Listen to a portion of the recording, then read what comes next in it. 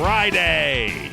We made it through another week. I know this one was a bit bizarre because of the snowstorm that we had at the beginning of it. A couple of days, some of you, particularly your kids, were off as we cleaned up after that last storm. And, well, it looks like we're in for yet another.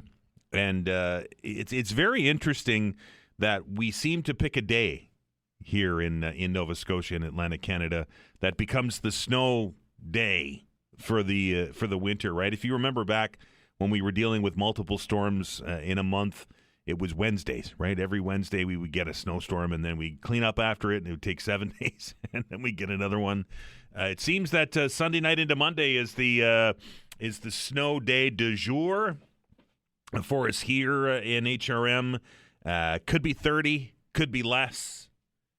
Going to be windy, and I understand that the snow is not going to be that easily shoveled, light, fluffy stuff. It's going to be more along the lines of what we saw a couple of weeks ago, maybe not as heavy. Anyway, Alistair Alders, of course, our resident meteorologist, will join us in hour number 3 today with a look at the latest track of this nor'easter and what we can expect and when we can expect to happen. And I think that, and I can't speak for Alistair, but we'll certainly ask him the question, but I think he's going to be having a rather pointed conversation with Shubenacadie Sam, who will make her prediction on on Monday in the teeth of this storm. And I'm sure that he will ask Sam to make sure that she comes out of that burrow in the right direction so that we don't have a much longer winter, because I know many of you, including Alistair and myself and Vanessa Vananez on the other side of the glass, by the way, are getting done with these snowstorms, right? Elsewhere, what's going on? First off, a programming note very quickly. I've just been told that the Rob Snow Show, which of course happens immediately after our program Monday through Friday, is unavailable today.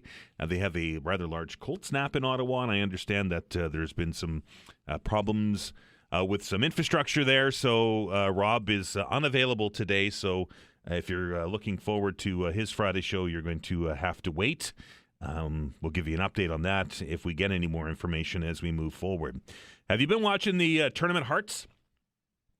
I certainly have been watching the Tournament Hearts, and as a Nova Scotian, you can't not but be proud of the representatives that we have at that tournament. Of course, those that don't know what I'm talking about, the Scotties Tournament of Hearts is the Women's Canadian Curling Championships, and we put 2 Nova Scotia teams into the tournament this year. Christina Black, of course, we are all familiar with, qualified for the tournament on her season points. And we have Taylor Stevens as well from the Halifax Curling Club that is representing Nova Scotia that won the provincial championship here. And the news is that both of our Nova Scotia teams have qualified for the playoffs. That was made final yesterday, and I don't know if you've watched it, but Taylor Stevens was playing Ontario in a must-win. The winner of that game advanced to the playoffs. It was an all or nothing game, and it came down to the 10th end, and Taylor made a shot. Folks, I'll tell you, if you haven't seen it, Google it. It is probably going to be the curling shot of the year. It was very reminiscent of that famous shot that we are all very familiar with that Jennifer Jones made when she won her first Scotties. It was very, very similar, a very, very difficult shot, and Taylor made it look easy. So congratulations to Christina Black and her team here from Halifax, and also to Taylor Stevens and her squad as they get ready to play in the playoffs. Now, because of the way that the round-robin seeding happened, Christina Black will be playing Caitlin Laws in a seeding game. They call it the Page 1-2 game. And Taylor will be playing the loser of that game at 8 o'clock tonight. So we hope that Christina wins and advances into that to that number 1 spot. And that would be Caitlin Laws against Taylor Stevens. But it wouldn't be so bad if it was Nova Scotia game either, would it? But anyway, we'll be keeping our eyes on that, and everybody cheering very hard for our curlers. Boy, we're putting Nova Scotia onto the curling map, at least on the women's side of things, right?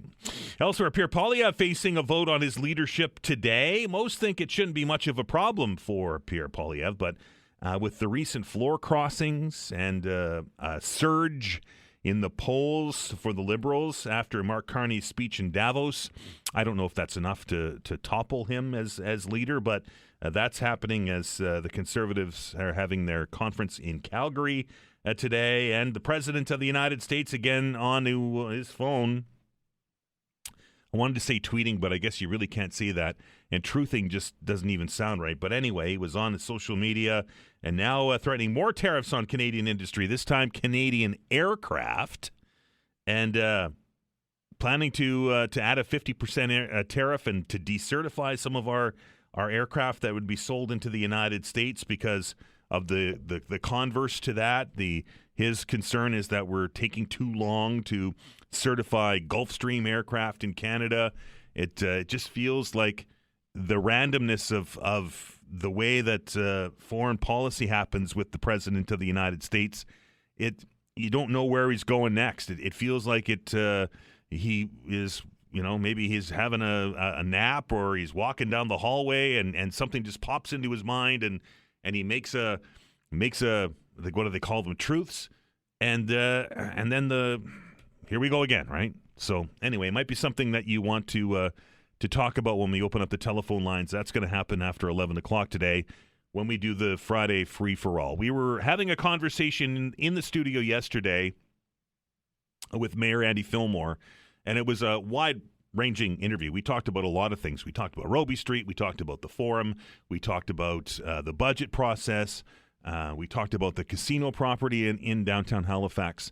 But one of the things the mayor highlighted as part of our conversation yesterday is that he's optimistic about the economy of HRM moving forward, and that is his optimism coming from the announcement from the Canadian government on its increase in defense spending. And we're going to see here in Halifax likely an increase in military spending as Canada moves its spending to 2% GDP and then on to 5% has been promised to NATO. And we know that there's already some defense there's a lot of defense contracting happening here in HRM, and of course the biggest one is happening down there on the waterfront at the Irving Yard, and that is the shipbuilding contract as work continues on that. And you can imagine, I think I heard the numbers that was in the 300s, 350 people used to work at that yard. Now we're well over 2,000 or 3,000 as the Irving Shipbuilding Company ramps up to build these massive Navy projects. And you can imagine that the demand on people to work there, particularly in the welding field, is quite large. And Nova Scotia Community College, along with Irving, now accepting applications for the next cohort of the Irving Shipbuilding Marine Trades Initiative. That's to get people into the trades, particularly into welding trades, to help with the workload that is before us. And if more comes, obviously that's going to put more strain on that. Always my pleasure to welcome our next guest to the program. The guy that sits in the corner office over there at NSCC is Don Bureau, and he's on the phone with us this morning. Don, how are you? Hi, Dan. How are you, my friend? Nice to hear your voice. Thank you. I appreciate that, sir. This is a pretty good initiative and is very earmarked towards working particularly at the Irving Shipyard, right? It is. It's a very exciting initiative. You mentioned the Irving Shipbuilding Marine Trades Initiative that we've been working in collaboration with the Irving Shipbuilding facility. It's truly a game changer for Halifax, for the province, and it's going to provide a lot of opportunities for people pursuing, as you mentioned, a career in welding, but also metal fabrication and pipe trades. Don, it's very interesting, and I'm not going to date myself here, but when I was a youngster getting ready to make a decision on wanted to do in life kind of got steered away from the trades because they were full, right? They weren't taking apprentices, and the industry was full. That has completely changed now, and the really interesting part to me is that if you go through this welding program or this metal fabrication program at NSCC and eventually end up hired on at the shipyard, you could have that job for your whole life. Yeah, you could be quite simply beginning your career. You're right. There was a time when we had the highs and lows of the shipbuilding industry here in Atlantic Canada. People would be hired, spend 5-7 years building a small number of ships, and then the industry would go away. What's so good about this approach is that we're building an industry. We're building careers for individuals. So you're 100% right, Dan. There are people who could graduate this program and spend the next 30 to 35 years building world-class vessels that will be the envy of navies around the world. Don, how does the program work? Is it an application process like every other program in NSCC, or how does that all work? Exactly. Yeah, there are applications that will be received. This program applications are open until the 23rd of February. But that's the way that we are now working. We operate on more of a year-round basis where we are providing programming beyond just a September startup. So programs are available throughout the year to really meet the needs of industry. And this is another example of that flexibility. How many seats are available in this program? This particular cohort that we're starting on February 23rd will have 20 seats in it. But the Irving partners that we're working with, they've made a significant investment in the Nova Scotia Community College, millions of dollars to help us fully fund programs coming up, but also with the necessary equipment to train these individuals with the skills that they need for the economy of tomorrow. Trades training is not an inexpensive endeavor, is it? It's not. It's not inexpensive at all. The technology that we need to make sure that the students are learning on the latest technology, it's expensive endeavor. That's why we're so happy and proud to be working with Irving, who have invested heavily in this. You mentioned our federal government's commitment to expanding our defense spending. I think our Prime Minister is getting it right. Our Premier, I think he's getting it right. So this is a multi-partner approach to making sure that we have a trained workforce to protect the security and sovereignty of our country. What's the demand like, Don? I hear that a lot of the programs at NSCC are looking at wait lists. Yeah, the demand is very, very high, and because of programs like this, and again, the changing of an intake system where we can provide programming throughout the year, those wait lists are coming down, and we'll continue to expand our capacity. If somebody wants some more information, Don, or wants to take part in this program, how do they do it? Yeah, very simple, www.nscc.ca. Our website has all the information necessary. And I really appreciate the interest that you have in this, Dan, because, again, Nova Scotians have the opportunity to pursue lifelong careers right here in the province of Nova Scotia, where we can compete with the best in the world. Don, it's always a pleasure. Always the pleasure of mine. Have a great weekend. Stay safe with the snow. We'll do our best. That is Don Bureau. He is the president of NSCC. Come from a family of tradespeople, and was what I was planning to do all the way through high school, and was steered away from the trades, and that's what eventually led me to join the military and get my military service. And that is not the case anymore. I can remember with people of my age that were planning to go into the different trades, and not just welding, into pipe fitting, and the list goes on and on and on. That, you went and got your trade school, and if you were lucky, you got an apprenticeship, you got your seal, and then it was, okay, now where do I find a job? And here in Nova Scotia, many of us decided that in order for us to find a job, we'd have to leave the province, right? We'd have to go to Alberta or to wherever we went. That's not the case anymore. This is a very interesting time, and it's got to be exciting time for kids. I say kids, but for young people. Because, as Don said, you can take this program. Chances are, if you graduate, you're going to get a gig, right? And you could get that gig, and you could work at the same place for 30 years. That didn't exist just a short few years ago.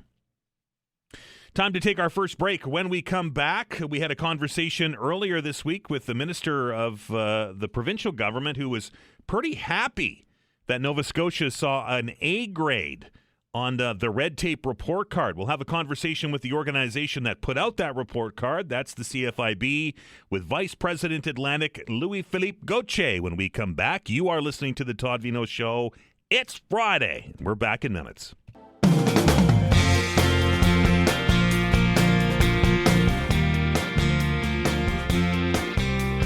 Welcome back to the Todd Veinotte Show. Very glad you're able to spend some of your Friday for us on a sunny day as we try to get all the stuff done that we need to get done today and tomorrow before the weather takes a turn and we are dealing with yet another snowstorm. And again, a reminder, Alistair, our meteorologist, will be joining us in hour 3 today with the latest on the storm track so that you can get that very latest information as you head off into your weekend. Earlier in the week on this program, we had a conversation with Tim Hallman, who had joined us to tell us about the government's plans, the provincial government's plans to eliminate some fees and some licensing or registration and permit requirements in the province, saying that it's going to move things along quicker and lengthening some of the time that these permits are good for. Instead of it being 1 or 2 years, now they're 5 years. And a couple of times during that interview with Minister Hallman, he was touting the province's score and the latest red tape report card. And that, of course, is put out annually by the Canadian Federation of Independent Business. And we're very pleased to welcome to the show today to tell us a little bit more about that report card, the Vice President Atlantic, and that's Louis-Philippe Gauthier. How are you? I'm doing quite well, thank you. I guess the province is, I guess, would be it'd be right for them to be bragging about getting an A on this report card. I would say so. The political leadership is there. Over the years, they've built a tremendous team and a focus on reducing regulatory burden, paper, red tape, time it takes for businesses and citizens to complete forms and et cetera. Across the board, Nova Scotia scored extremely well, and with an A, well, who can argue with Minister Hallman's assessment since it pairs with ours? This obviously red tape is high on the list of concerns for the people that you represent, right? I would imagine outside of taxes, it's right at the top. You're correct, and it's a constant. That's why we've been on this for over 16 years at this point. When we survey our members, and as your listeners would know, that's how we get our direction, is what are our members feeling with all of our research team. The clear indication outside of taxes and costs, that reality is red tape is an issue. If you put yourself in the shoes of a business owner that has so many things to deal with on a day-to-day basis, and a small business, you don't necessarily have the full team to be able to support you. So the question always becomes, how long is it going to take me to get an approval? How all is the information they have to fill out? And what are the regulations that I have to observe? And are the regulations correct or not? So it is sometimes frustrating for business owners having to deal with multiple doors. Now, in Nova Scotia, there is a navigator service that businesses can call that's been there for a few years now to help them navigate all of the things that government put in place. But when you think about it, just having a navigator service tells you how complicated it can be sometimes. So throughout all the years, I would say over the last 6-7 years, Nova Scotia has been the shining beacon in Atlantic Canada. Nova Scotia got an A, New Brunswick got a C-, PI got a C, and Newfoundland and Labrador, where they've been consistently getting Fs, and now there's a new government, so we did not grade them this year. Right. And government in that province committed to trying to reach an A on our report card. So all hopes are permitted in that province. Not the time now for the provincial government here in Nova Scotia to sit back and beam and rest on their laurels, right? I would say no, but the laurels are of merit. The work is being done. The focus is there. It's inside of the machine of government. They are looking at all opportunities to make it simpler for businesses and for citizens to, quote unquote, do business with government and deal with the realities of the constraints that everybody's under. Some of them are warranted, some of them are not. And that's why we highlight this annually. Obviously, we're into a new year and we're through the Christmas season now, which I know is important to a lot of your members. How is optimism out there as we get into the first quarter of 2026? Well, a bit of good news there. The data that we're seeing on a monthly basis was the optimism was on an upward trend leading into the holidays. A little bit stabilized in January, but the optimism is not where it should be. In other words, a normal, recognizing we had the pandemic, hyperinflation, and et cetera. And of course, the ups and downs with the neighbors to the south across the year. Business owners, I wouldn't want to call this a new normal because hopefully the normal looks better than what it does right now. Right. But optimism is in better shape than it was, let's say, in the first and second quarter of the year. Now, that doesn't mean that the challenges aren't there. Costs are high across the board, either if you look at insurance costs, location costs, you name it, everything is above what we would see and what we saw in our data from an average perspective. So the cost pressures are there on businesses just like they are on consumers. Now, consumers being affected by cost pressures, what that bring for businesses? Well, less demand. So businesses are constrained a little bit by that, and that's apparent in our data. So demand's down, input costs are up. Things like goods, for instance, like a restaurant would be, buying all of their supplies. Plus, the rents are high, right? Yes, and that's a reflection when we're talking specifically about rents. The reality, that's something that we've been asking municipal governments to be aware of, trying to reducing the property tax gap. When you consider that businesses pay a lot more than residential, and residential pays a lot, there's no question there, but businesses pay much more. There's a reflection to be had, and that's why we're asking, of course, all municipal governments to reduce that gap to alleviate some of the pressures and make it more fair. At the end of the day, why should a business pay more in property taxes than a resident? It just adds to their pressure. And realistically, with the amount of cost pressure that businesses are feeling these days, it has a potential of being transmitted to consumer through higher prices. So that's a reflection there. Mr. Gauthier, appreciate your time, sir. Have a good weekend. Thank you very much, and to you as well. That is Louis-Philippe Gauthier, the Vice President Atlantic for the Canadian Federation of Independent Business. To say that there's a lot going on in Ottawa these days is probably the understatement of the week. We know, as I mentioned off the top of the program, that Pierre Poilievre and the Conservatives are huddling in Calgary. Leadership review supposed to happen today. Will Mr. Poilievre survive a review of his leadership of the party after seeing gains in the last election on votes and such, but also seeing that precarious position that they are in the House of Commons, now just, one seat away from the coveted majority, and we're seeing a surge in popularity for the Prime Minister, Mark Carney, after his speech in Davos, which I think is going to be one of those speeches that you're going to see for many years to come, is being allotted a lot across, not just here in Canada and the United States, but right around the world. Anyway, what is next for the Conservatives? What's next for Mark Carney? And my goodness, what's next that's going to come out of the White House? We're going to try to get to the bottom of all of that when we meet up with our good friend from Summa Strategies and Abacus Data. That's Tim Powers, and that's right after the update.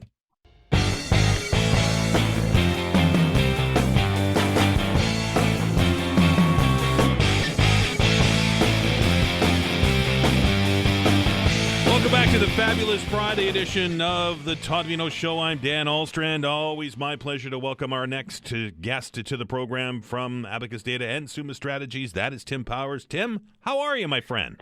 I'm good, buddy. You back now? We missed you. You had a good little break, or what? I did. I watched a lot of football and spent some of my time with a flu, but that's cool. Sounds about what happens to everybody in January, Dan. Now, Right. Dan, Pats, Seahawks, where you going, buddy? Where are you going? Boy, it's a tough one, right? It It's is. Yep. defense, it's offense. But I watched the Patriots and the Broncos, which is kind of a throwaway game with all the weather they had. But I think Drake May's having that season, and well, Sam Darnold is too. But I think that Drake May's having that season, and I think that the Cinderella story is going to come to fruition, and the Patriots are going to hoist the Lombardi Trophy. I can't believe I just said that. Somewhere, Todd's head is exploding as you and I are lauding the Patriots and their inevitable victory next weekend. Well, I don't know if it's inevitable, but we shall see. That is our prerogative to do today. Dan, thanks for making my day. Right, and very quickly before we get into the politics, the Belichick scandal. That he was a rotten old bugger and nobody wants to put him into the Hall of Fame. He's got 8 championships, man. 8 of them. I know. But it does. Sometimes how you treat people matters. I mean, he should be in the Hall of Fame based on his record, not on his personality. And I think he'll probably get there, but perhaps this year one was a message. I can't imagine he doesn't get in there at some point. I mean, he has done something nobody else has done before. So let's see if he gets it. He won a playoff game with the Cleveland Browns. That should be low, and that's the only thing you need to get in the Hall of Fame. Well, then there are a lot of people who will who may join him then, because there are 50 odd guys on that team. Maybe there you go. Yeah. Anyway, Tim, I mentioned during the break certainly lots going on. There's always lots going on in Ottawa, but this is a particularly busy week, and I guess most of the attention of the pundits and the reporters and the politicos is on Calgary right now as the Conservatives meet for this convention and, of course, the review of the leadership of Pierre Poilievre. Yeah, that seems to be the case. I've already had a lot of chats about that this morning because, of course, people are saying wanting to see what the Conservative Party will do with Mr. Poilievre. Look, I don't think he's in any jeopardy tonight when that vote happens. Dan, your listeners know political conventions, they usually tend to attract the people who are most committed to the party, and most of the people who are most committed to the Conservative Party right now are supporters of Pierre Poilievre, and they've traveled, nothing wrong with Calgary, to Calgary in late January. Better times to go to make that case. So I would be surprised if he doesn't have a number above 80 tonight. I think people are looking for, what do you measure? I think he has to do at least as well as Stephen Harper did the only other time a leader's officially gone through the review process. And that was in 2005, and Harper got 84. If he gets less than 84, then more chatter will come. But I think what happens tonight with the vote and the results is important for the Conservatives, but it's probably less important than what happens over the next number of days. All of that chatter that we've heard about floor crossing and the like, does any of that happen? Because if that does, that takes away any halo effect Poilievre might hope to carry forward from this weekend. Do you think that the floor crossings you mentioned, plus him losing his own seat and then having to run in a re-election, and yes, a better result in the election overall, but we're on that precarious point of them only being one seat short of the Liberals being 1 seat short of a majority. Does any of that stick to Poilievre? It has to. I mean, look, you are the leader, so ultimately, if people are leaving under your leadership, if you didn't win an election, you were supposed to, and he needs to speak to that tonight. I mean, I'm not saying the people are just there to rubber stamp him, but he does need to remind his supporters too, look, I can get this job done, and he does need to show what he's learned, because he did have a golden opportunity to win an election. Yes, you can argue it was a one-time circumstance where Donald Trump was Donald Trump and Justin Trudeau stepped down and Mark Carney came forward and proved he could run enough of a campaign to win. But yeah, accountability has to be meted out. So how he addresses that to a room full of conservatives will be interesting to watch. If he really has a poor speech, maybe his number changes. But that speech will be important to talk about the accountability and what he's learned. Tim, the Davos speech hangover continues, I guess. I don't know if you can call it a hangover, but are you surprised that the way that the world has kind of embraced Carney's speech on this? Normally, Davos is just something that we complain about the cost of people traveling there. The cost of people traveling there, and that they don't invite you and me, Dan. I mean, geez, buddy, we could go ski afterwards and ski and do all of that.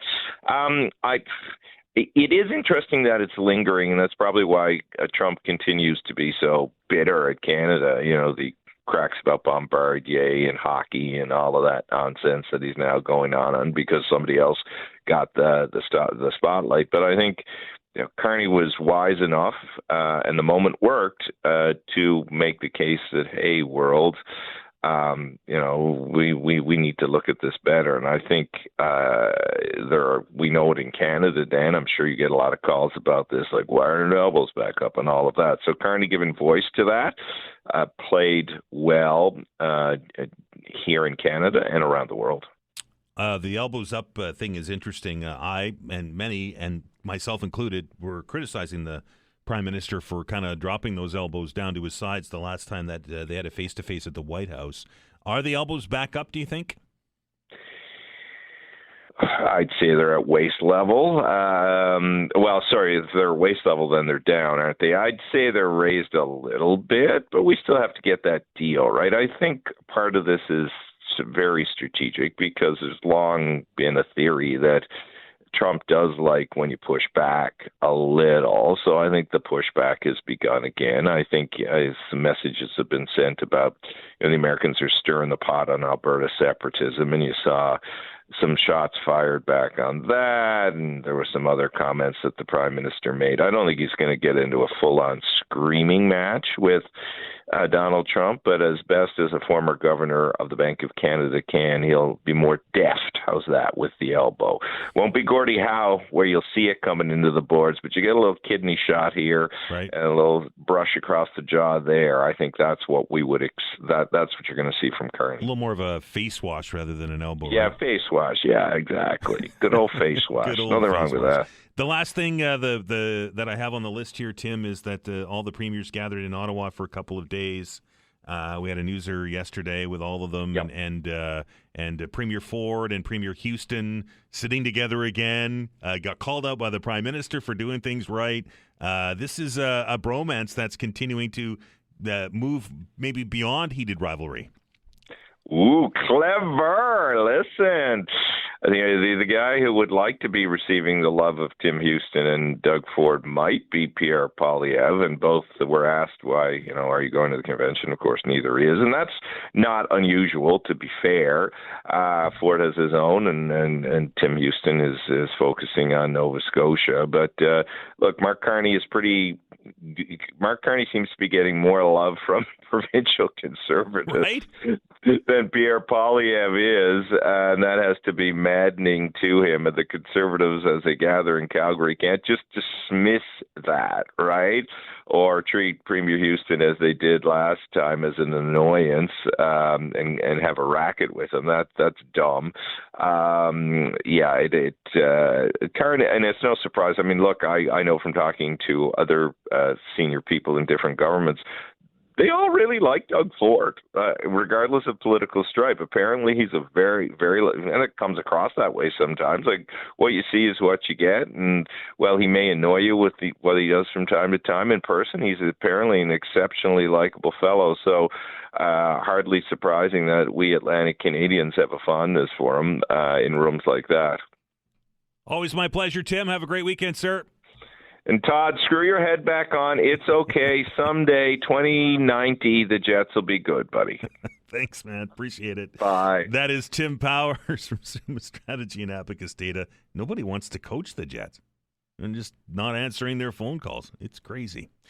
Let's take another break here on the fabulous Friday edition of the program. On the other side of it, blood plasma donations are down, folks. This weather is impacting the amount of donations that we're giving to Canadian Blood Services, and that could have a far-reaching effect. A conversation with the Community Development Manager at Canadian Blood Services when we return.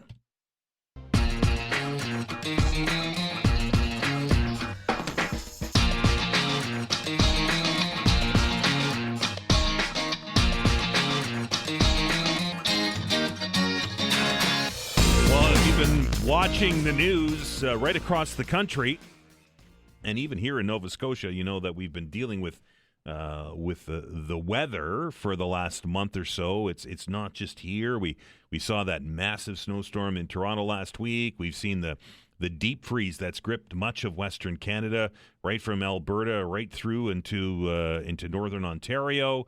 And that has people staying home, and that has people kind of hibernating and trying to get away from the weather. Here in Nova Scotia, of course, we saw earlier this week a snowstorm that kind of shut the city down for 2 days.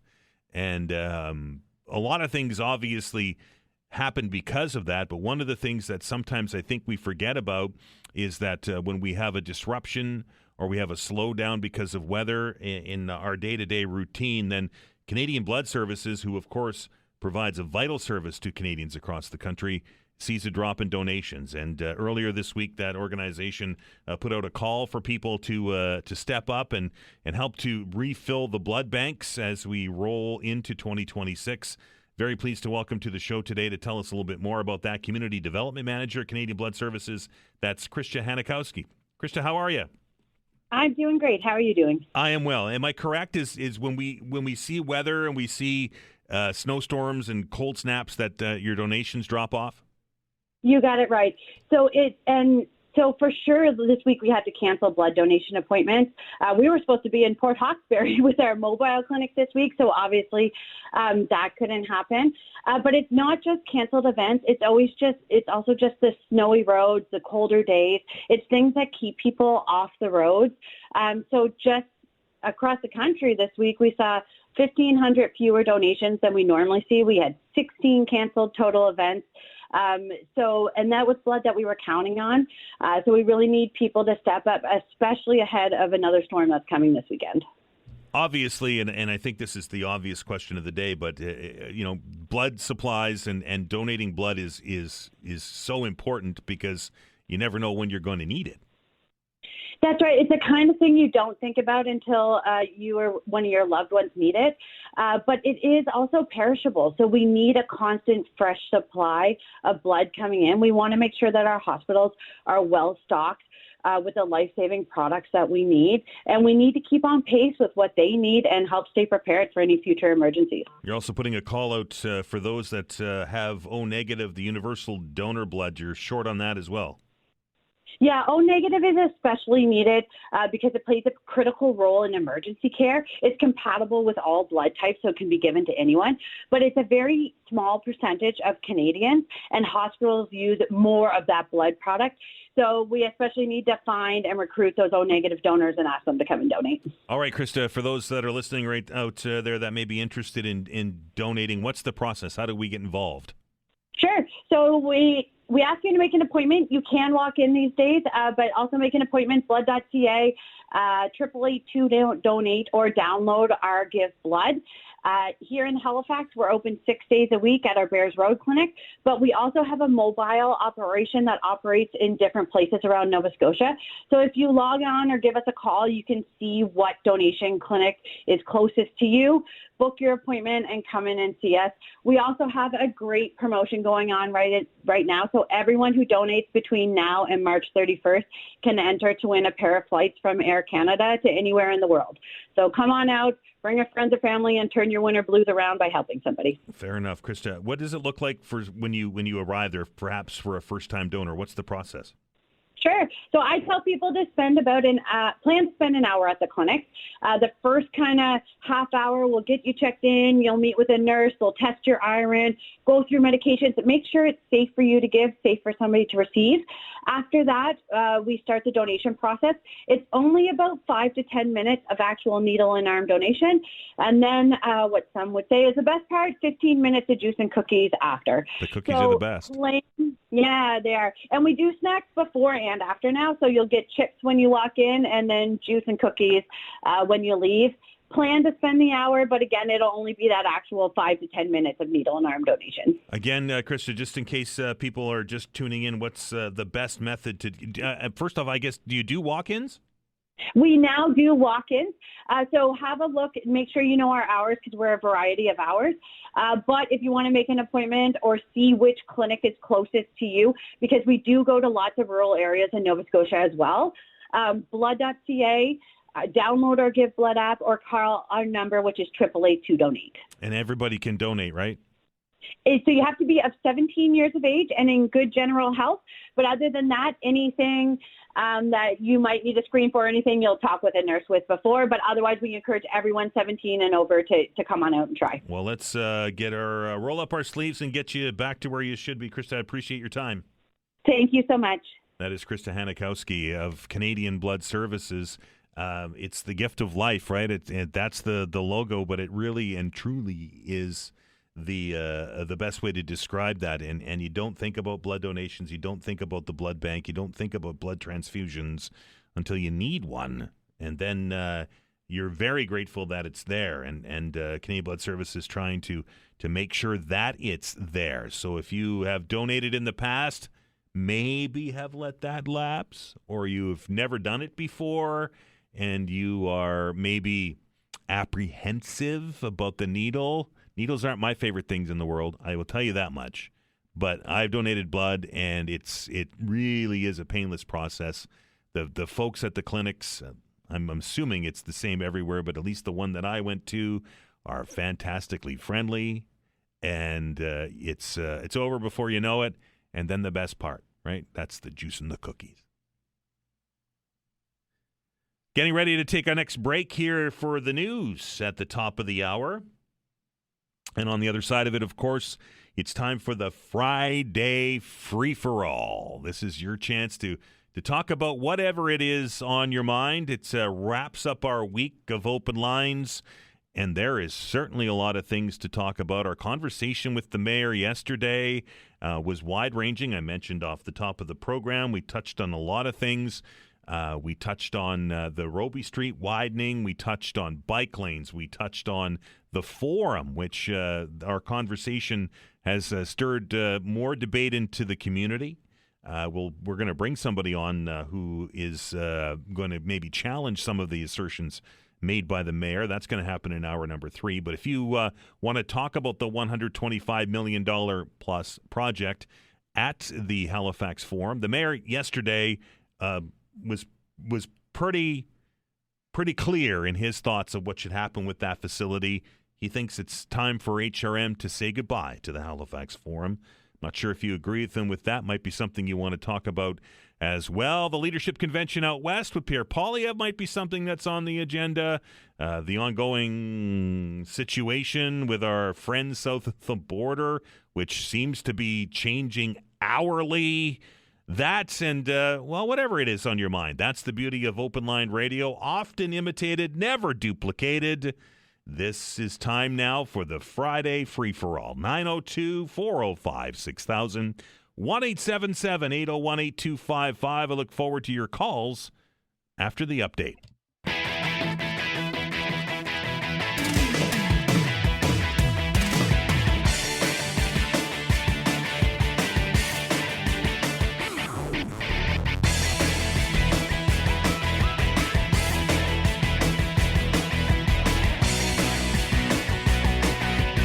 It's Friday, and it's 11 o'clock, and that means it's time for the Friday Free-for-All, your opportunity to talk about whatever it is on your mind. Think of it as kind of a catch-all for all of the discussions that we had this week, maybe something that we didn't discuss this week. We've had obviously some busy conversations on some of the topics of the day, but maybe something fell off the radar that you'd like to bring to our attention. Here's a perfect opportunity to do that.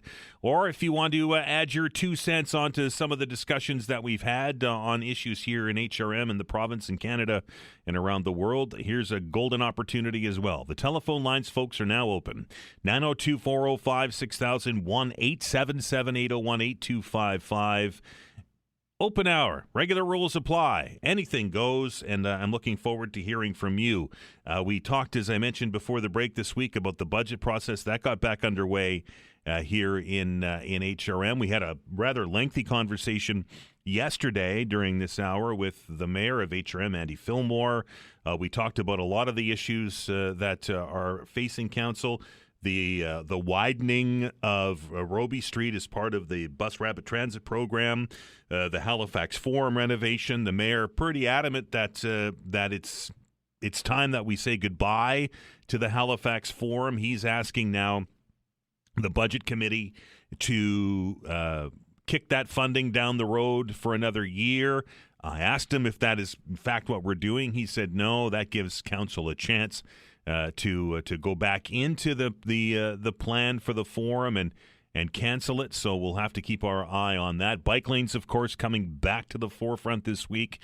Tony Mancini's report that was in the wake of the battle between City Council and between the province with regards to Morris Street. That kind of calmed the temperature of the room down when then Deputy Mayor Tony Mancini asked for this report. It came back. It identified 3 spots that they could save $4.7 million.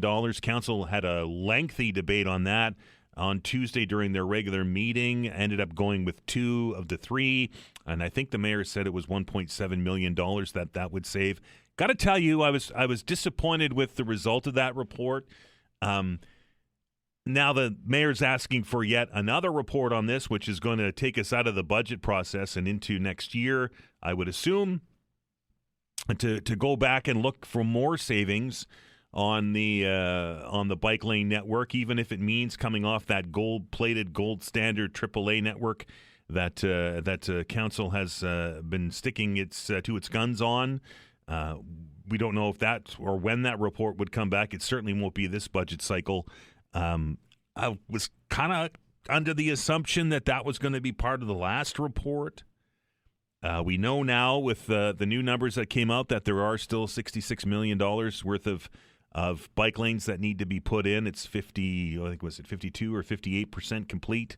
Still a lot of work to do. Still a big price ticket attached to that. Just some of the things. We had our conversation with the mayor yesterday. I wonder if you want to join the conversation and share your thoughts on that. And also, you just heard in the news that Canada is starting to send its athletes over to Italy, to Milan and Cortina for the Winter Olympics. We know that Canada is a winter nation. Canada has some winter athletes, I will say. Of course, the NHL players are heading over that. I understand the ice rink is going to be ready. At least the surface will be done in time. So we'll be able to watch Canada's men's and women's team participate in the Olympics. Are you going to watch? Are you going to watch the Olympics? It's always one of those things like, but then, it starts and then we start to hear the stories, and I'm a big fan of it. I'm certainly have my schedule figured out for the Olympics. I've been watching, as I mentioned, Nova Scotia doing awesome at the Scotties Tournament of Hearts.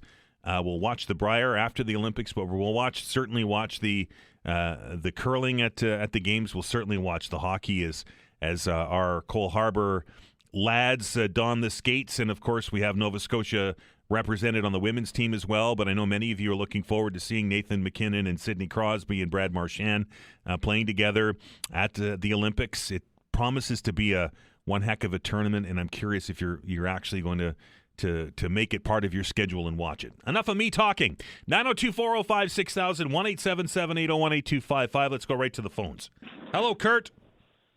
Oh, hi. How are you doing, Dan? I am well. What's on your mind on this Friday?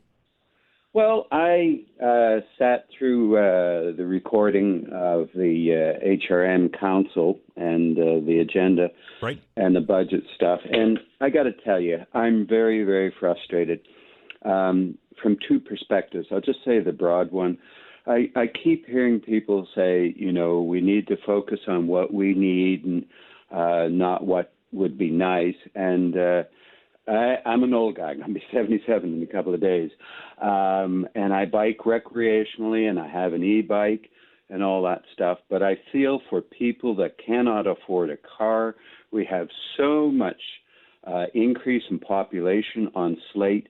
And everyone says bike lanes, paint them on the street. That'll be great. I think we're missing an opportunity. I just got back from visiting Ottawa and Toronto hasn't got a friend in their bike lanes.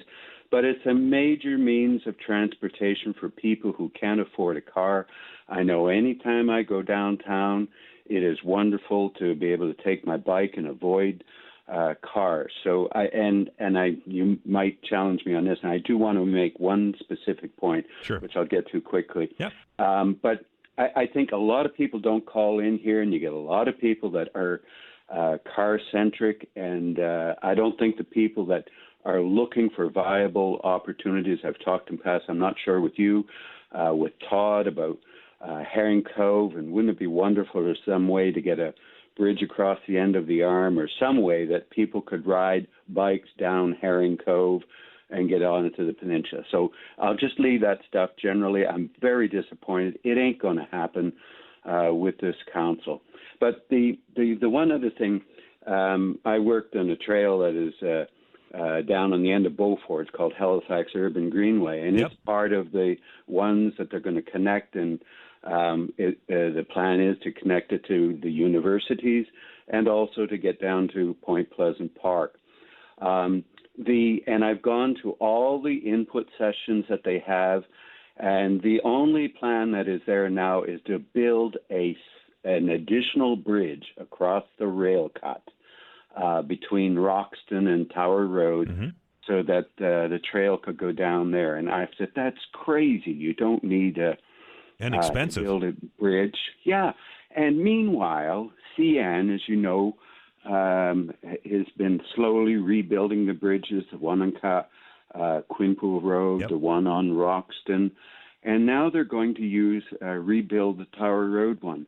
I've been chasing everyone from staff. I've written my councillor, the mayor. I did go to the premier and say, why can't we get an opportunity to widen that bridge so that there could be a trail cross separate, and then with traffic down Pine Hill Drive and down Franklin. I've been hit by a car on the end of Tower Road. There's parking on each side. There's buses. And I've attended all those inputs, meetings, and there's nothing out there. The only trail option that they are currently considering is building a new bridge across the rail cut. CN has those plans in place, and this is my most important point that I want to make. And nobody, as far as I know, has moved forward because it isn't up on one of the options that was suggested. I've suggested it, and I know others have suggested it. And it seems ludicrous. Everyone wants to save the money. It's an opportunity cost. If they don't take advantage of influencing CN to try and do additional, and, we'd have to pay through it. I'm sure it would be eligible for the federal funding that they look at. No response from anyone on it. And that just... got to be frustrating. That's my last point. Right? When you... Yeah, and I often advocate for people to get involved, and when you try to do that, even if they don't like your suggestion, at least respond to it, right? Yeah. I got automatic responses.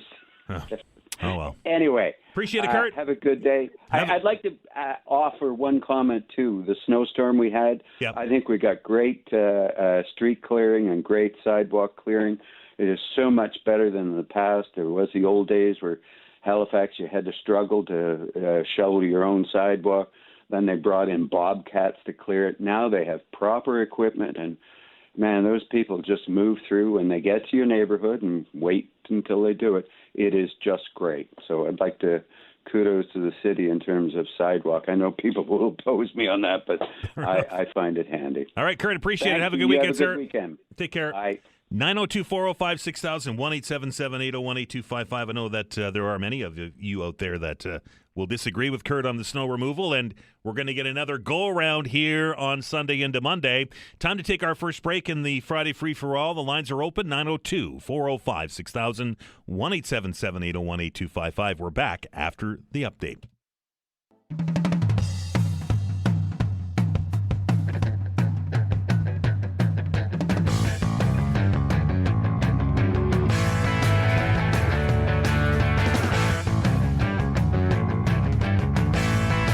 Welcome back. This is the Friday Free-for-All Open Hour, 902-405-6000, 1-877-801-8255. Those are the telephone numbers. If you want to join the show and join the conversation, it's just that easy.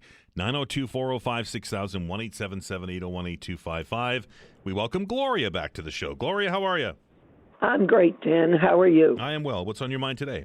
I will be watching every minute of the Olympics because I have the time. You got it.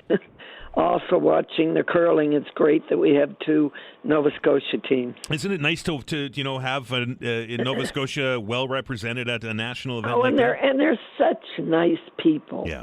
Yeah, we've had ones that are curling. They're so pleasant. And we had Team Black in here when they were getting ready to go to the trials, and they're as genuine here as they are on television. Just she's just a joy. Yeah. Anyway, my reason for calling, I had two questions that the mayor didn't answer yesterday. Okay. Did you understand when I asked about the $13 million? Not really, but well, the $13 million is the expense for the 1 year at the Wonders grounds with no facility. Right. Because and he twisted it around to say we're spending $3 million on changes. Yeah, that the mayor said that the number was 3 and yours was 13, so I'm not sure if he understood what you were talking about.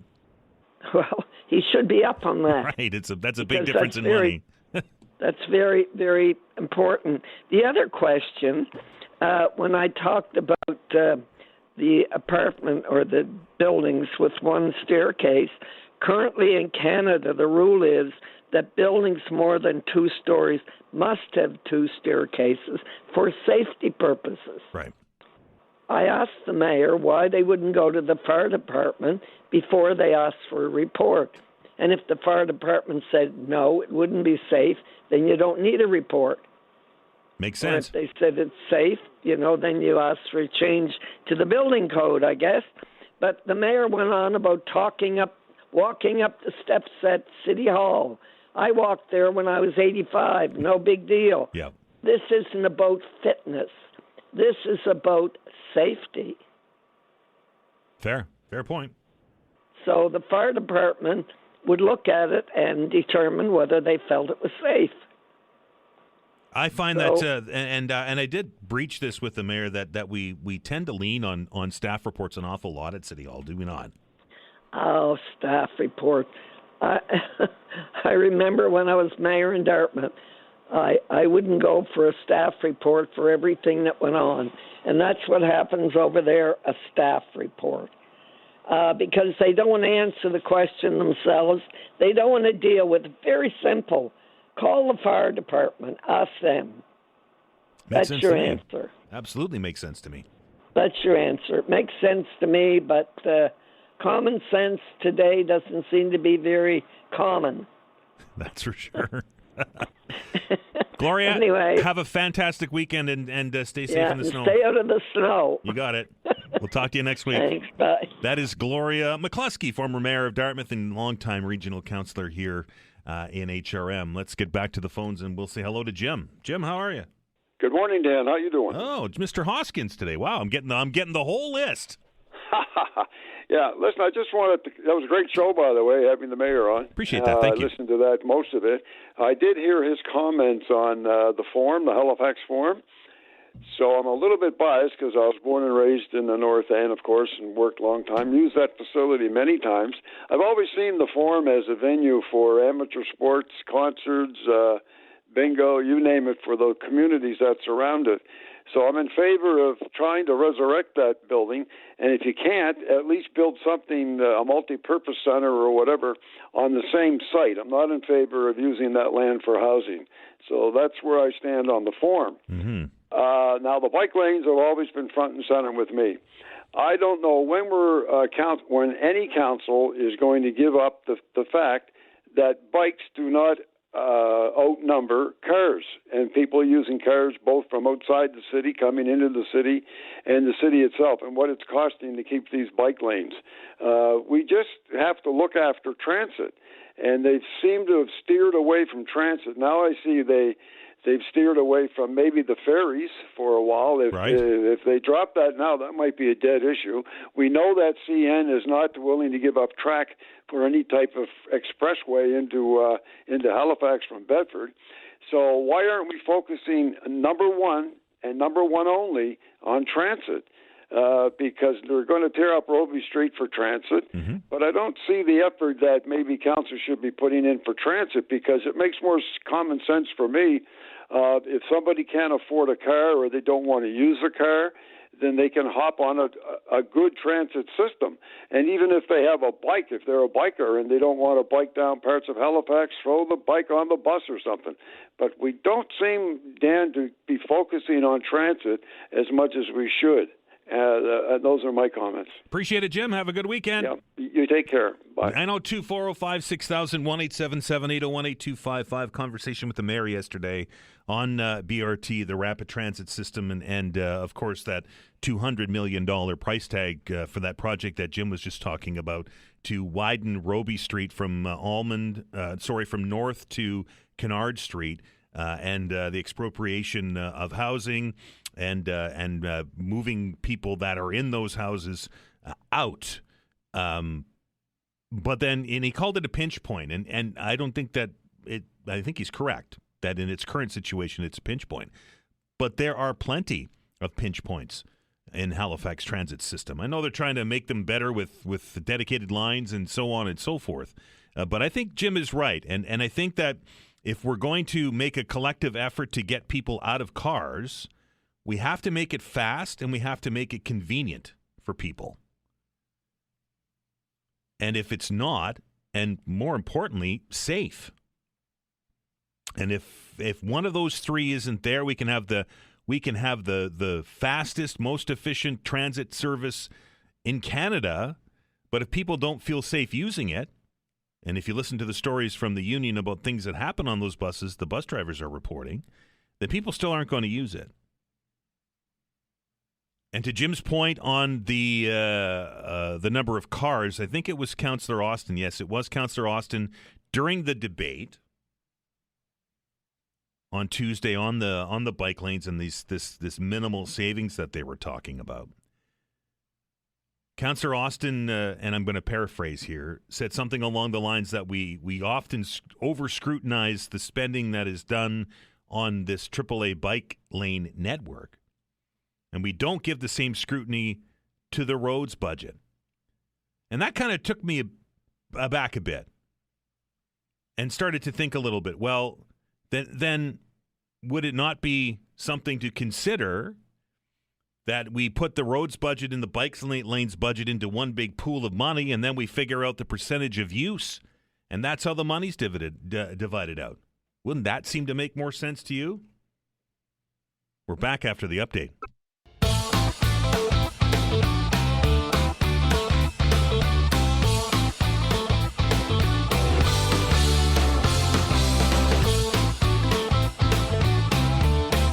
Welcome back. Friday Free-for-All continues right to the top of the hour. 902-405-6000, 1-877-801-8255. Lines are busy, folks.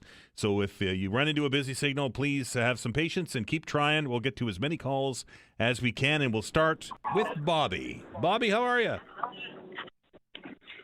I'm good, Dave. How are you? I'm good. What's on your mind?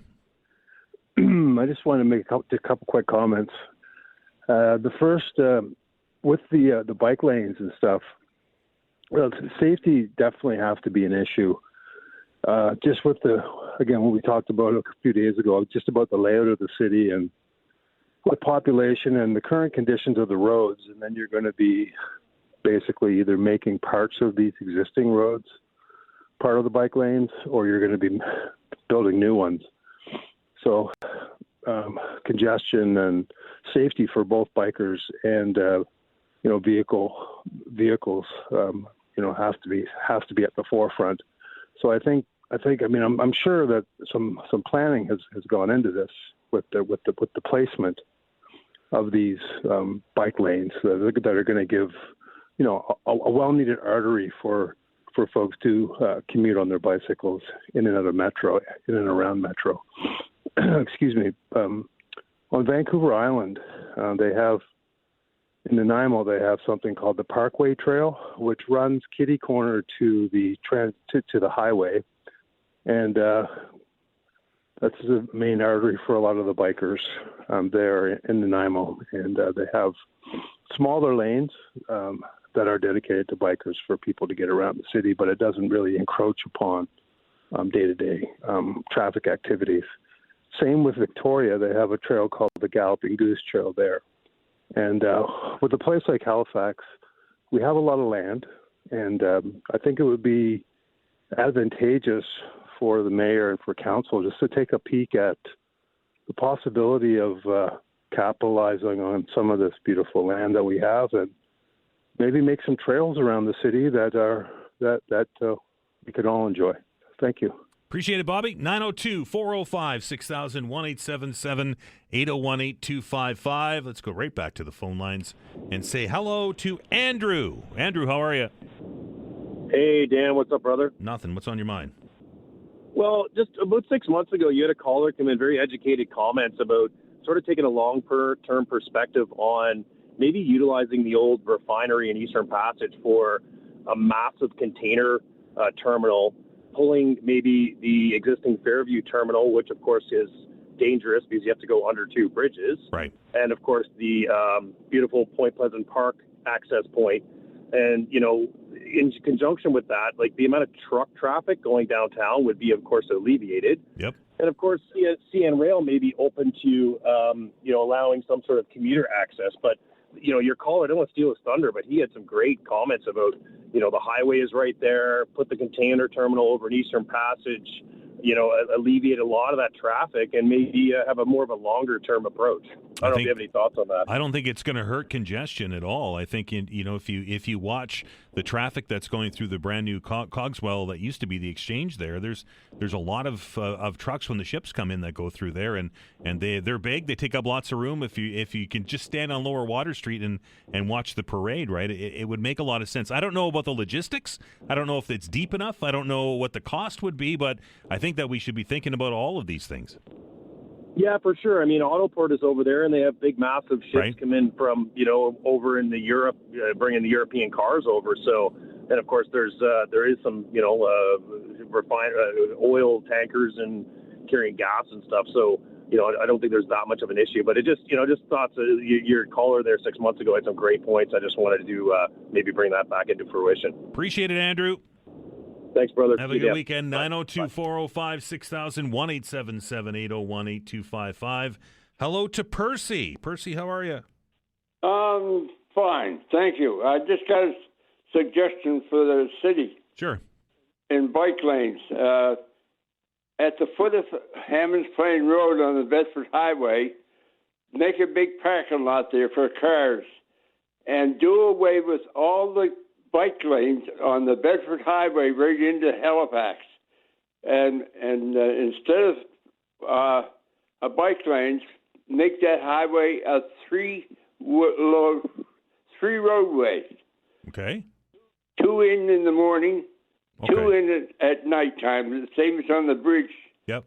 They do that, and then when they get to Windsor Street and the intersection there, go up Windsor to Connaught, down Connaught Avenue, and have the biker make that a 2-lane too, and have in the transit, when you have a transit lane on the right-hand side coming into the city, have that for the transit buses and cars with 3 or more passengers.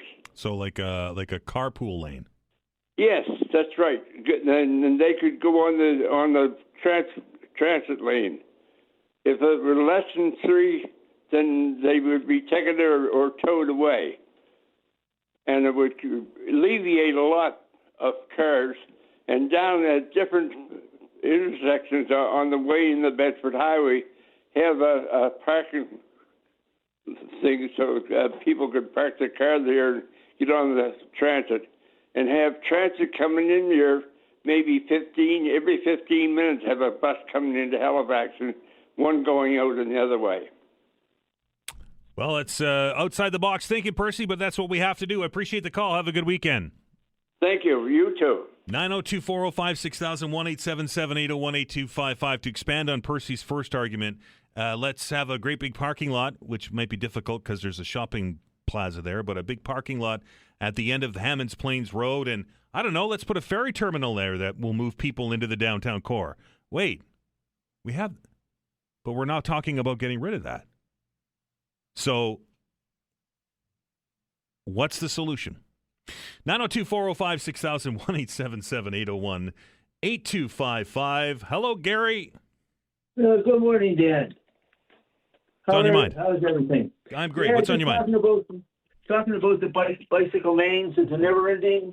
It goes around in the circles, just like those bicycle lanes. It certainly does, like bicycle tires, absolutely.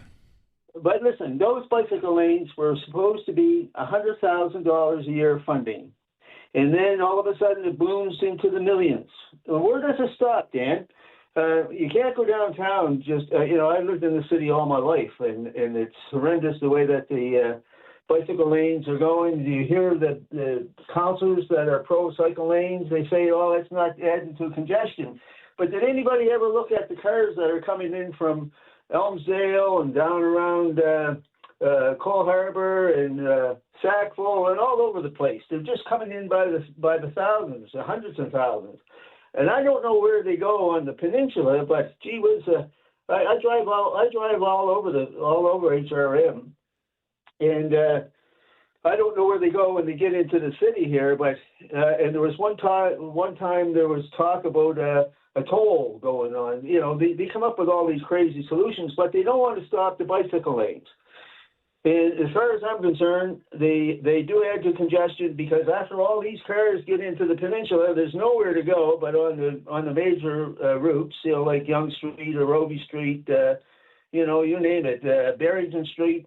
And when they get down there, they're just crawling around looking for a parking spot, which is none. And we have the bicycle lanes that are adding to it with the bus lanes. So, and then we had a bus on the Sambro Loop that the councilors in their crazy wisdom decided to take it off, and because they said that there was scarce people taking it. Well, this community is growing day by day out here. You for sure. Absolutely. Yep. So when we talk about a transit to our councilor, she talks about Musco Rider. Well, that's cost $50. For a lift into the city, but then they say it's subsidized. So the taxpayer is paying it on both ends, with the fee plus the taxes. Whereas the Sambro Bus Loop, and I served on the committee to get this bus, it was actually paying for itself.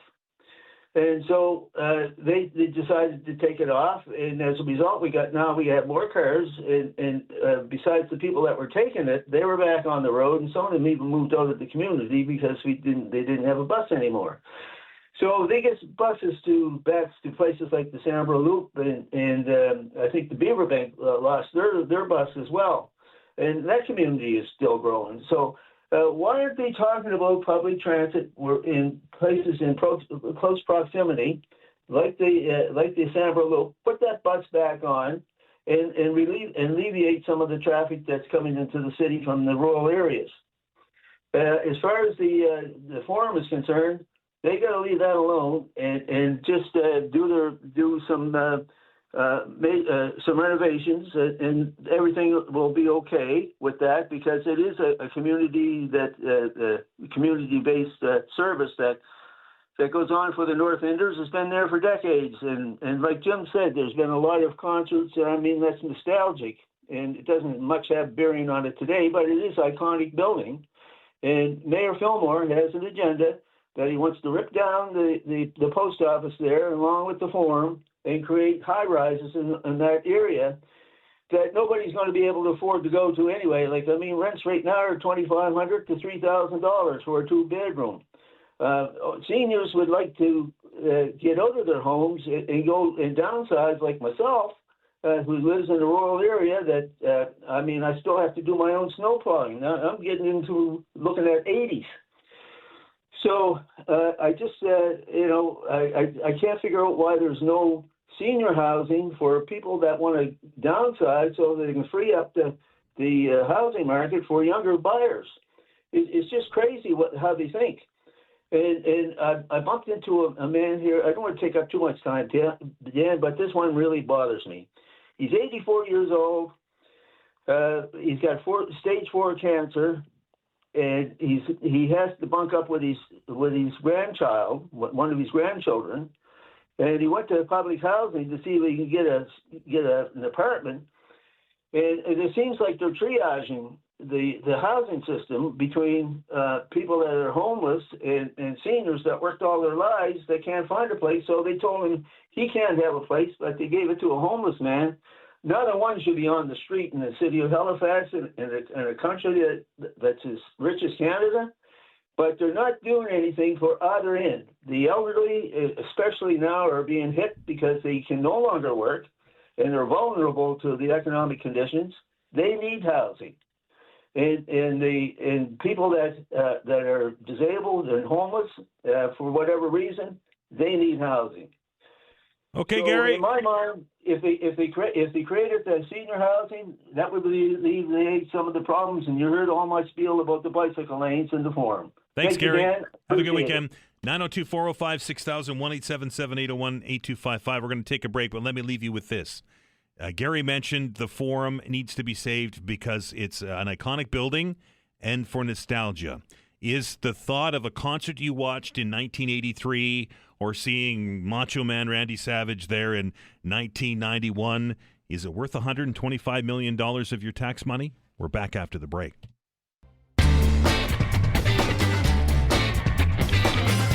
All right, a few minutes left in this edition of the Friday Free-for-All. A few lines are open if you'd like to try to get on. 902-405-6000, 1-877-801-8255 to the phone lines. And we welcome Chris to the show. Chris, how are you?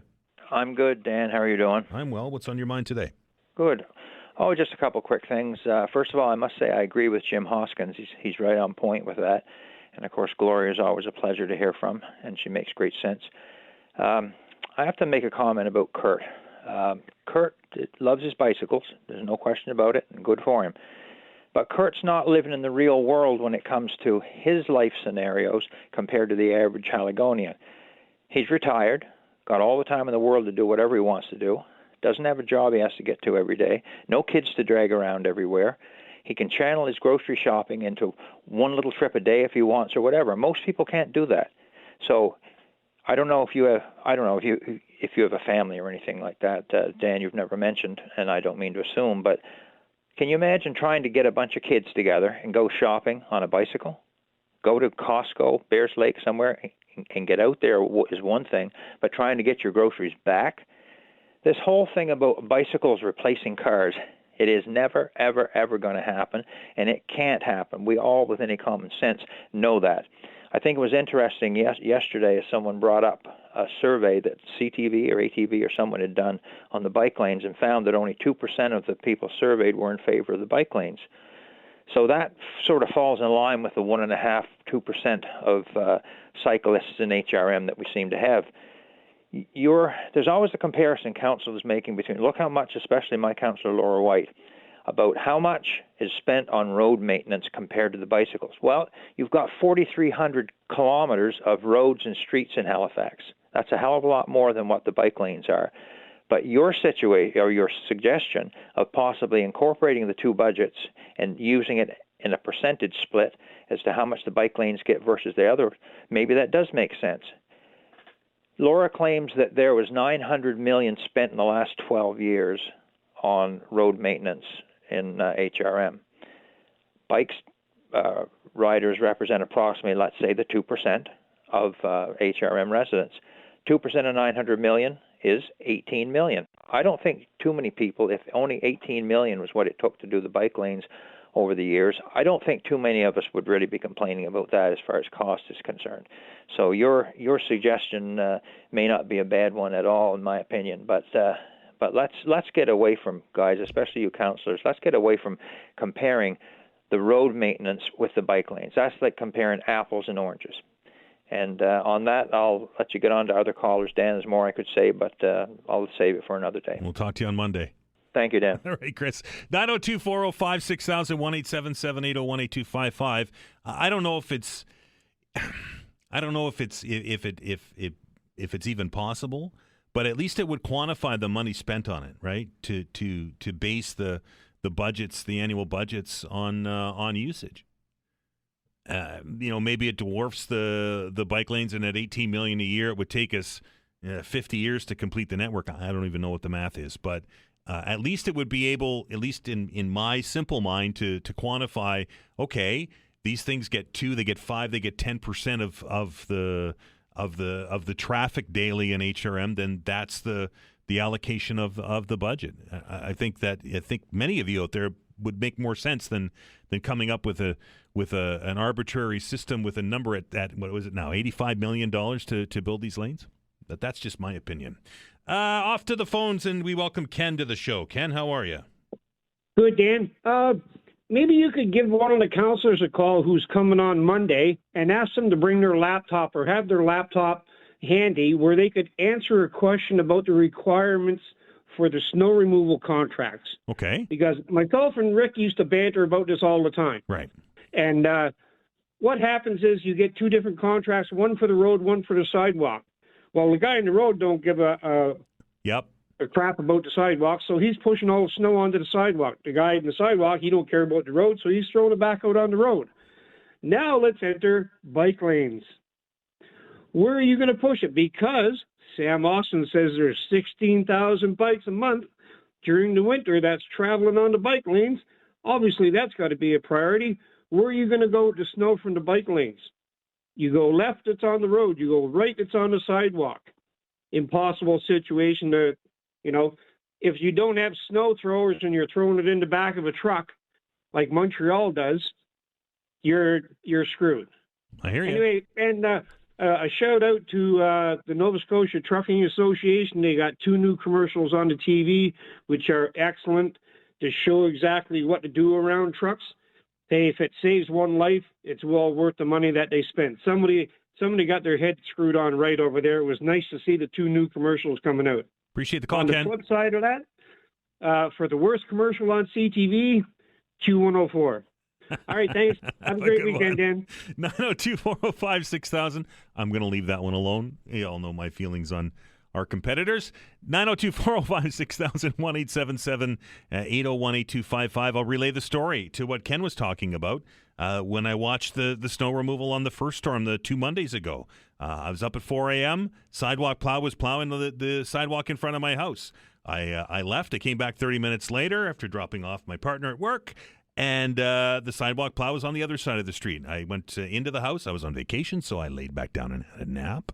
I woke up around 8 o'clock, the sidewalk plow back on the road. There was one strip of plow on my street that had been by. It had been pushed. They kind of did one, you know what I mean, how they push it to the side. Then around 9 o'clock, the plow got it to the curb. The sidewalks were wonderfully clear. Then they pushed the wings on the plow back, and it completely filled up the sidewalks. So Ken's right. It seems like it's a vicious circle. Last word today goes to Albert. Albert, how are you? Yeah, good morning. Just want to comment about the guest appearance you had by the Premier yesterday. By the Mayor yesterday. Mayor, yep. His comments about demolishing the North End neighborhood around Roby Street were really disturbing. He seemed really callous. He just made some callous comments about, oh, well, it's too bad, some heritage homes and some neighborhoods and some trees will have to go, but that's what it's all about. We need to grow. And it's funny, I voted for him because of his work with the HRM design consultations. Yep. The HRM by design. And we came to the conclusion with public input that we'd be discouraging densification on the peninsula. And if we have to grow, the lesser of the two evils is to grow outward, where you could have, like mini communities and mini economies where people could live and work in the same area without all banding into the peninsula.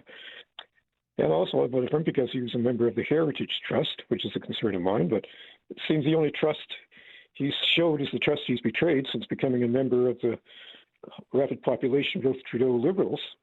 Now he seems to be all for densifying the peninsula at all costs.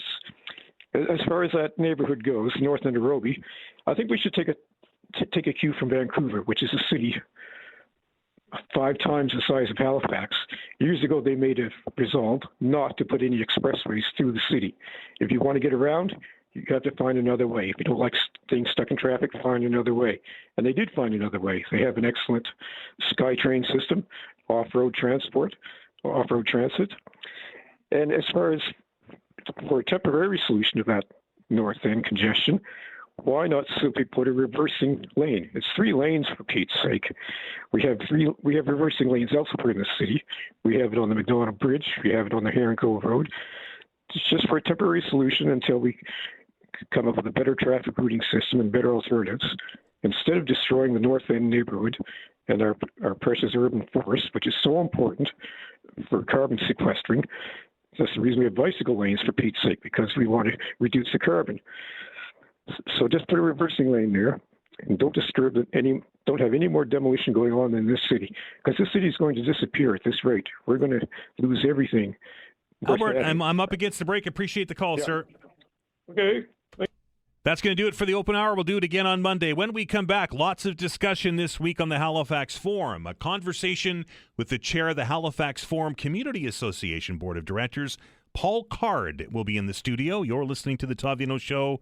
I'm Dan Olstrand. We're back in minutes.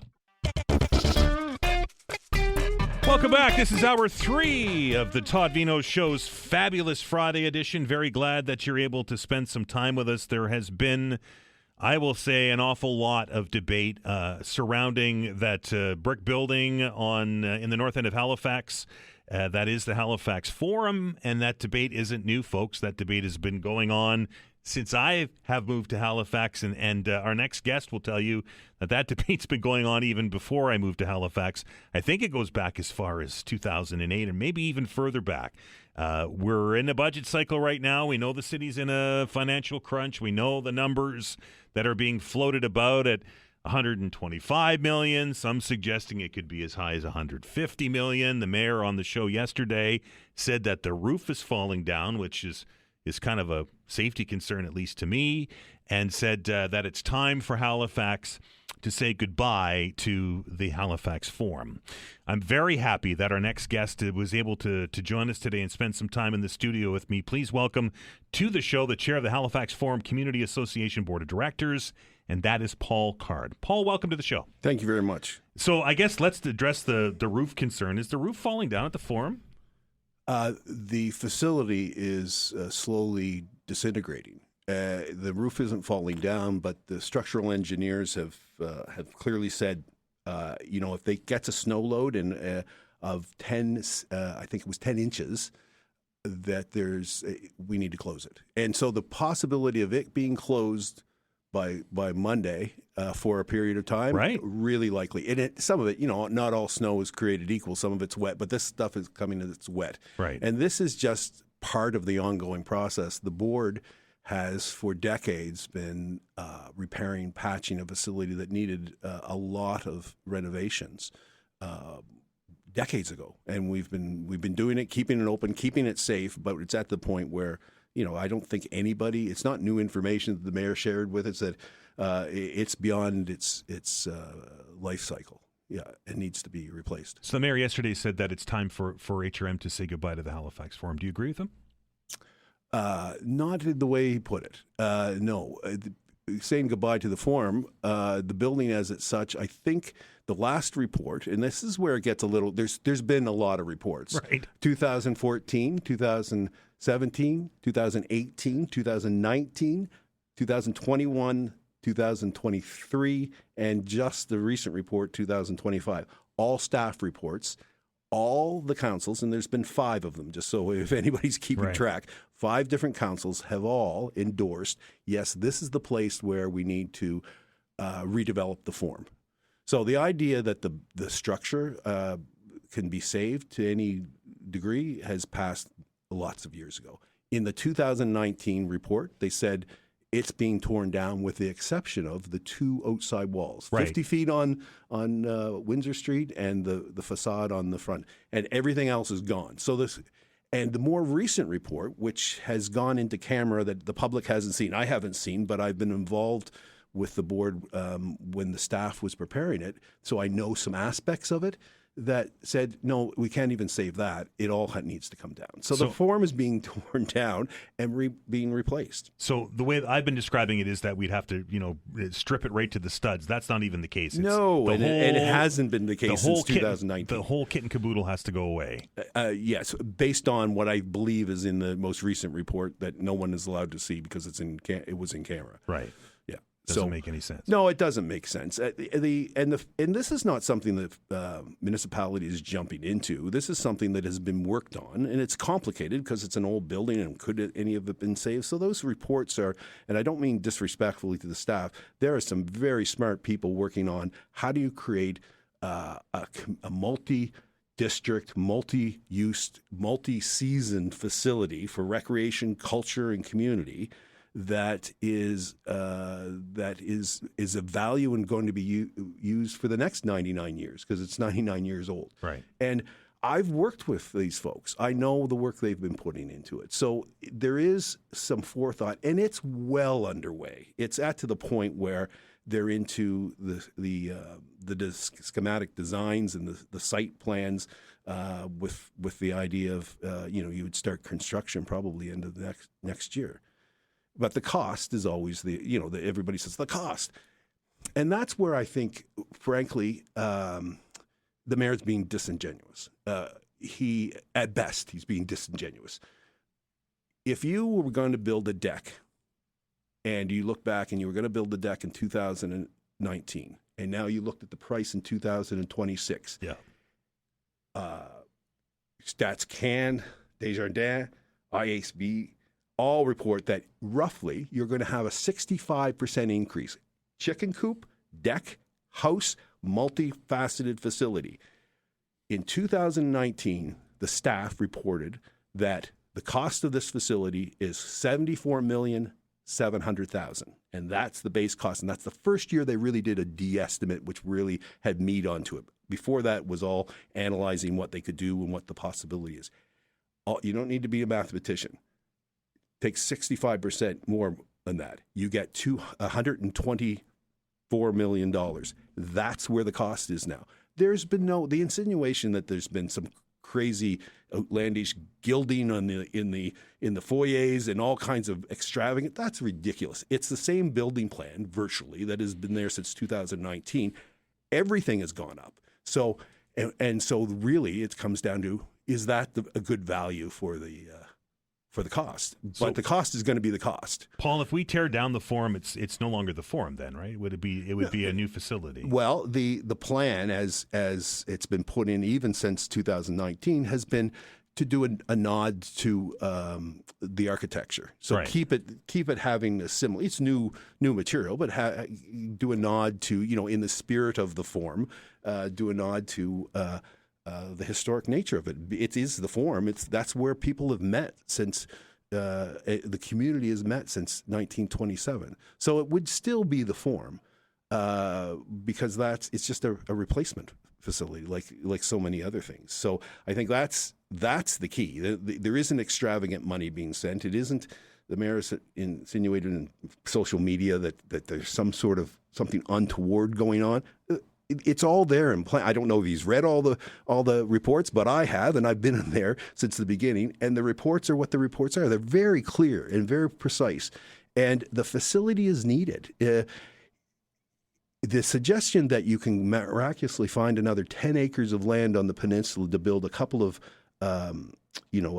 pads is not a realistic solution. If it existed, it would already be done because it was reported by staff in 2014 of where possible spaces would be other than the Forum. They've looked at that. They've looked at partnerships, by the way, in 2019. With the military, right?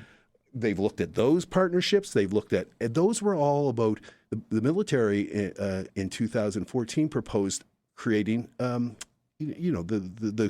four rink pads, and we're going to replace Devonshire, Shannon Park, the Civic Center, and the Forum Ice. And the municipality was going to pay for a third of it, or two-thirds of it. Two-thirds of it. And the military to kick up the rest. Yeah. And so, but that price even then was $45 million. Add 65% of that now. And well, it'll even be more because it was 2014. So the costs have gone up, but it didn't take into account all the non-ice related things that happened at the Forum. And it's over 400,000 people visits happen for non-ice. It has nothing to do with the graduation, trade shows, community events, meetings, bingo. Christmas at the Forum, bingo. The list goes on and on. Flea markets, trade shows, all those can take place in this new plan that's out place, but people have to be able to see it. So, I'm calling on the mayor to release the report. If we're going to be discussing it and he's going to be putting forward what needs to be torn down, what is it that he's so worried about? What is it that he thinks it's overcost? Release the report. It should not, and it never went in council. And the whispers are, it was in council because a contractor was involved. They've hired a contractor a year ago, and they've been working with the staff to build this thing. It's getting close. And the staff or the contractor helped write the report, put pieces in the report. So you don't need to hide the report. They helped write it. So there's nothing that shouldn't be public knowledge. And so then the public can see, okay, what is the public getting for the value? Anything less than that is simply unacceptable, totally unacceptable. Paul, we're out of time. I appreciate you coming in today and shedding some light on this. And hopefully the powers that be are listening and they will release that report. Great. Thanks for your time. That's Paul Card, the chair of the Halifax Forum Community Association Board of Directors, as the debate over the Halifax Forum continues. When we come back, the FIFA World Cup is happening in Canada, Mexico, and the United States this year, and it's going to have some events happening right here in Halifax. Lindsay McCaskill, the Executive Director of Soccer in Nova Scotia, will be joining us to tell us what that's about right after the break.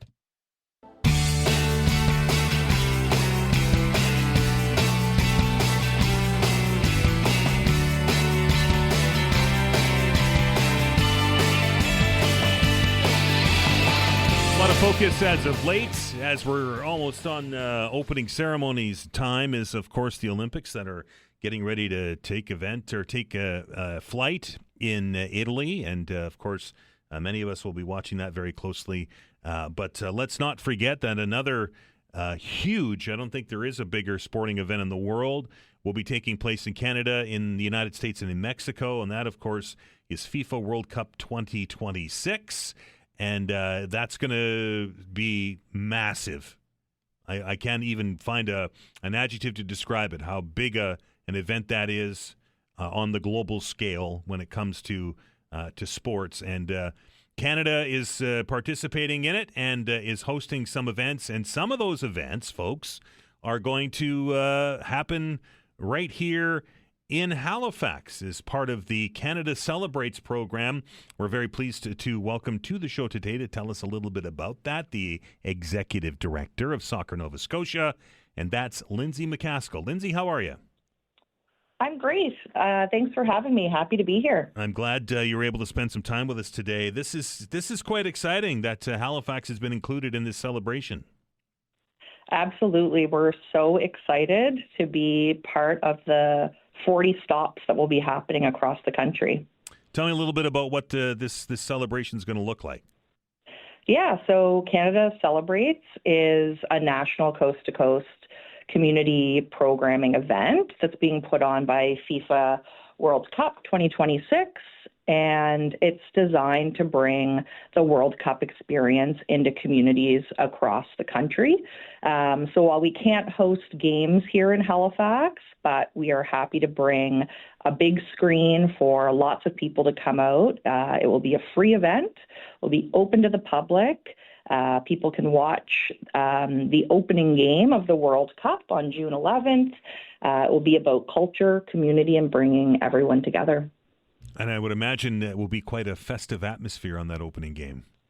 That's what we hope. Yeah, we hope that we get lots of people, community soccer fans, non-soccer fans, out to watch the opening game on June 11th. Where's the event going to happen? Do we know? We are not sure yet, so we're working with HRM on the best location, but it will be here in Halifax. Just not sure on the exact details of that location yet. And did I also read that the World Cup trophy's coming to Halifax? You did. So while we're really excited to welcome Canada Celebrates, we're also extremely lucky and fortunate to welcome the actual World Cup here in Halifax. So that will be on May 23rd, and that's part of the Coca-Cola Trophy Tour. So being led by Coca-Cola. That location is public. So that will be here at Soccer Nova Scotia in Clayton Park on May 23rd. Well, that's right in my neighborhood. I might have to come up and see that. You got to get your tickets. The tickets are available on the Coca-Cola website. So cokeurl.com. You can sign up to get tickets for the possibility to get your photo taken with the World Cup. There will be some other community events going on with the World Cup here at the Mainland Commons. So we're hoping to run a community soccer event, as well as having individuals here to be able to get their photo taken with the World Cup. So it will be a community celebration as well. That would be once in a lifetime opportunity, unless you're a really good soccer player. Exactly. I don't think many people can say they were able to host the World Cup. I mean, above, over their heads. Unfortunately, people won't be able to touch the World Cup, but a photo with it will be just as special. Works for me. Lindsay, from a Soccer Nova Scotia perspective, having a World Cup being hosted in Canada and the U.S. and Mexico, how important is that to growing the game at the grassroots level? Yeah, absolutely. I mean, we hope that this event will inspire the next generation of soccer players, and we do expect some growth here in Nova Scotia post-World Cup. So right now we have around 25,000 members registered in Nova Scotia that are playing soccer as part of the Soccer Nova Scotia ecosystem, and we expect that to be more after 2026. If somebody wants to learn more about the celebration as it starts to envelop or the trophy visit, where's the best place to find all that info? Yeah, so there will be a few locations for the Canada Celebrates. The best location would be the FIFA World Cup 2026 website. And then over the coming months, we'll have information on the Soccer Nova Scotia website as well, along with Discover Halifax. We'll be amplifying that message with us. And then for the Coca-Cola Trophy Tour, as mentioned, it is at cokeurl.com, and that will have all of the information about the Coca-Cola Trophy Tour. Lindsay, appreciate your time. Best of luck. No problem. Thanks for having me. That is Lindsay McCaskill from Soccer Nova Scotia. A chance to almost put your hands on the World Cup. It'll be in a case, but you can still get your picture taken with it. And boy, I can't explain. Maybe it's because I'm such a soccer fan, but the World Cup is the premier sporting event that happens every 4 years in the world outside of the Olympics. And boy, there's millions upon millions of eyeballs that are going to be watching that. And Canada will be front and center with some games, and of course with our team, and that also happening in the United States and in Mexico. But we have to get through the winter first. And I'll tell you what, we are getting a winter this year. Maybe this is the result of some of the perhaps questions that I was hearing from people out there that were concerned that we were going to have another brown Christmas and another brown winter. And and miss the old days. Well, I think the old days are upon us. Another Sunday, Monday storm is on the way. This after that wet, heavy one knocked 140,000 Nova Scotia Power customers' electricity off. And then, of course, this past Sunday, Monday, that's 20 centimeters in the peninsula, shutting the city down for 2 days, at least the school districts down for a couple of days. What's in store this weekend? What can we expect? How is it going to get shoveled? Or is it going to be, I guess, well, we know how it's going to get shoveled. But is it going to be easy to get shoveled? Or are we looking at another a bout of power outages? The man in the know is our guest next. Our meteorologist, you know him as Alistair Alders, will be here with the very latest data on the storm right after the update. All right, it's the topic of discussion around the water coolers and at the coffee shops and at the grocery store last night when I was getting my groceries. Everybody in line was talking with it, and everybody kind of had the same tone of voice, maybe is the way to describe it. It was like, Here we go again. Those meteorologists just won't give us a break. And what we're speaking of course, is this is a serious thing, folks. It's a nor'easter. This is going to be a powerful storm. This is going to be different than the last two storms that we've had, because I think that this one's going to see more and stronger winds associated with it. With the very latest data on this storm is our meteorologist. He actually came in. I figured he was going to stay home. I don't want to base this. And that is Alistair Alders. Alistair, how are you? I'm great. All right. So what's busy the but good. What's the latest on it? Well, I mean, we're still on track. I mean, this one is a bit interesting because you mentioned this will be different than the previous two. I mean, 2 Mondays ago, it was that heavy, wet snow that knocked out the power. There was hardly any wind. This one was the snow that just blows away really on its own with moderate wind, but nothing too significant. This is going to be a system that is strengthening a lot earlier than, I don't want to say that than we typically see. These systems usually strengthen as they move through. It will be strengthening before it reaches us. So in a way, as it starts to move through our waters, it actually starts to weaken a bit by the time, Monday and later Monday. So still on track for it to move in, likely beginning in the southwest of the region, Sunday morning to afternoon here in Halifax. Looks like the timing will be afternoon to evening. Still a bit of uncertainty, plus or minus 3 to 6 hours. And then, in the north and east, late Sunday and Sunday night. The heaviest snow through Sunday night. The winds ramp up from the northeast, gusting likely upwards of 70 and 80. So this is a more significant wind event for us. Parts of the coast could see some higher winds. And then the system starts to slow down a bit and then move off towards the east-northeast on Monday. So we see some further periods of, I would say, lighter snow throughout the day on Monday, but gradually clearing from west to east. The winds remain on the gustier side, though, and then we see calmer conditions certainly by late Monday and Monday night. So the morning commute for sure on Monday is going to be kind of in the center of this. For sure. I mean, with the heaviest snow especially falling Sunday evening and night into the early hours of Monday, the commute will not be great on Monday, and even with some lighter snow, given it will still be falling on Monday and the wind will be whipping it all around, there's obviously a greater concern for reduced visibility and whiteout conditions with this system. Drifting too, right? Exactly. And worth noting that, I mentioned that, we had the heavy wet snow. This was a fluffier snow. This will be, I would say, more of an average snow where it won't be as wet as that first system, but it's not going to be nearly as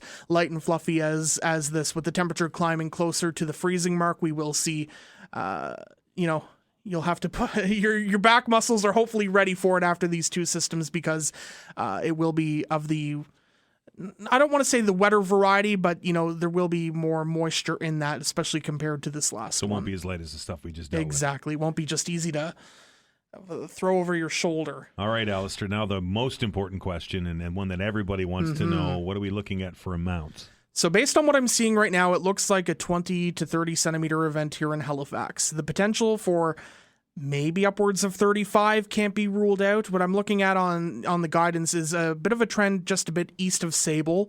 So that is somewhat of a benefit in terms of the heavier snow bands. While they still likely move over us, we're not as involved in them for as long, so it looks like still, an easy 20 to 30 centimeters, possibly a bit more.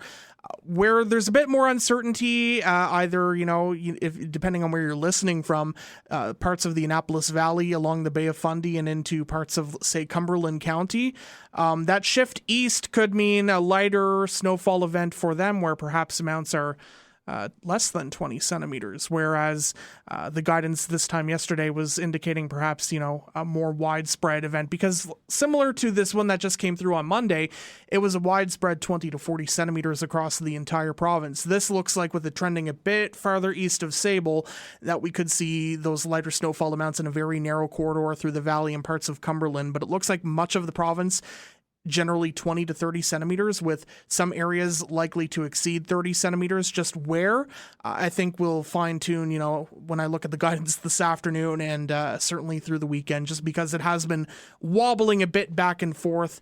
I mean, the system is not even developed yet. So it's once we have that system really starting to take shape, we'll get obviously a clear sense of where the heaviest snow will fall. So the snowfall timeline is going to be shorter than the storm that we just dealt with, right? It will be a shorter duration event, if you will, right. Where, this came in, the more recent event came in, Sunday night and lingered. Obviously, there were some breaks during the day on Monday, but it lingered into Tuesday, whereas this system will come in Sunday afternoon to evening, and then depending on how far offshore it is, possibly easing through the morning, but certainly during the afternoon towards Monday evening. So it is a shorter duration snowfall, but still similar amounts to some extent, where much of Halifax did have 20 to 30 plus centimeters with this recent snowstorm. Amounts will likely be in similar ranges. You mentioned the storm hasn't even developed yet. That's always been an interesting sort of hard to get my head wrapped around. Mm-hmm. How are you guys being meteorologists, able to tell us so far out what we're going to get, particularly when it comes to snow depth, even though the storm hasn't even really been developed yet?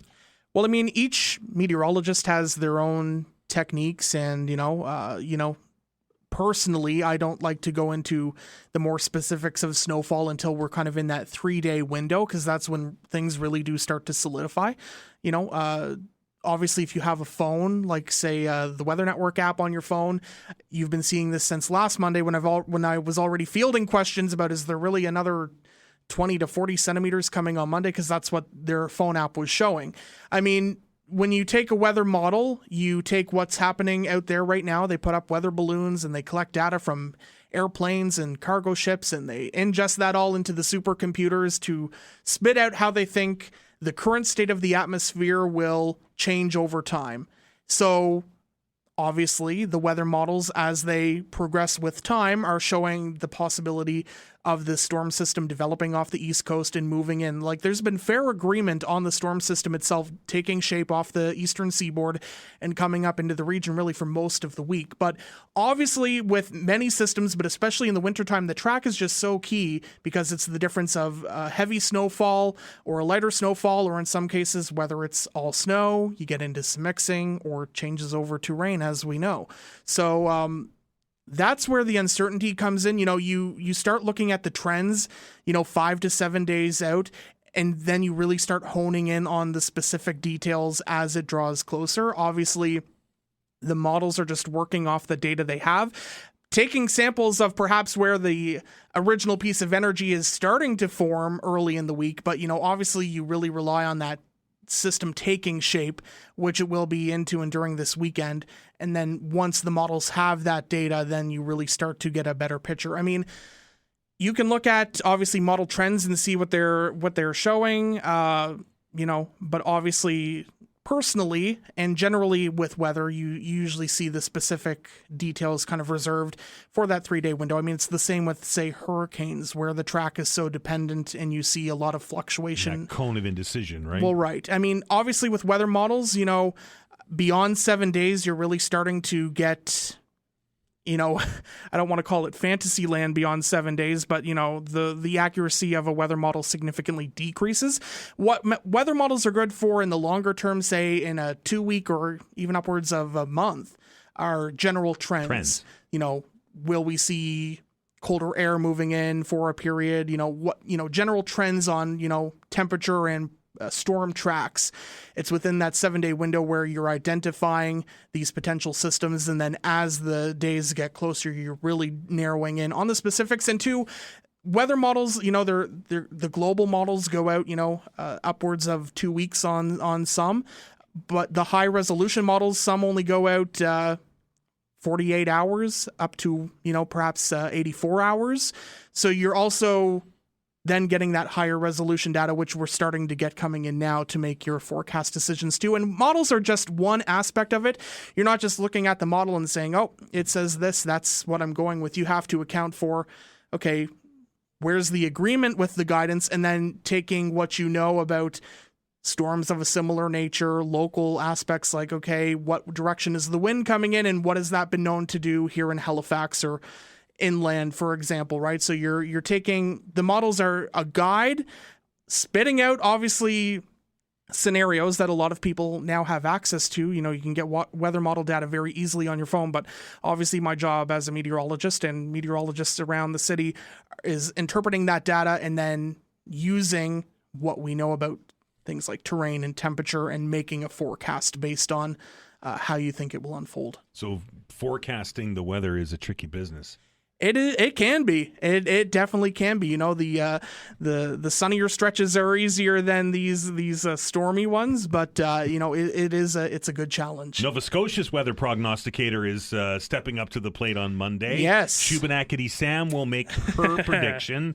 Alistair, I know that this is something. It's all part of the mix, I will say. But do you think that Shubenacadie Sam will see her shadow? Or are we in for a shorter or a longer winter? I don't think. With the clouds certainly still around and the snow likely falling, is Sam going to even make an appearance? They're going to have to dig her out of her burrow. I'm not sure if I can recall correctly, but I feel like there have been years where they haven't been able to get her to come out because of the weather. So obviously with a cloudier sky, being able to see that shadow going to be very unlikely. So whether they get her out or not, I think they'll still obviously make the call based on if she was able to come out. It'll probably be no shadow, which obviously means an early spring. Hopefully. Fingers crossed. But don't hold me to that. Hold Sam to it. Alistair, appreciate it, my friend. Off to your weather maps. Yes, off to my weather maps and all the latest on the drive home this afternoon on what we can expect. And we can also say that if things change between now and Monday, you can grab that on our website. Yes, and I post on my Facebook page, Alistair Alders-Weather, all weekend too. I'll have updates there for the whole province. Thanks, Double A. Thank you. That is Alistair Alders, our resident meteorologist. When we come back, boy, I could have sworn when the final gun sounded in Denver at Mile High Stadium that I could hear our next guest screaming at the top of his lungs that the Patriots were going back to the Super Bowl. A conversation with Cecil Wright after the break.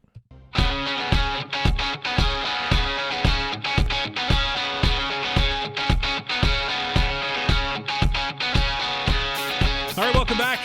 With you right here until the top of the hour at 1 o'clock. And just again, in case you're just joining us, programming note, the Rob Snow Show is unavailable today from Ottawa, so we won't have Rob today, but he will be back in his regularly scheduled time on Monday. There's a lull in the football schedule this week as we get ready for the Super Bowl. The Olympics are right around the corner as Team Canada gears up to bring home the gold. And I know that this time of the year is probably the most wonderful time of the year for our next guest, and that's our sports guru, Cecil Wright. Cecil, how are you?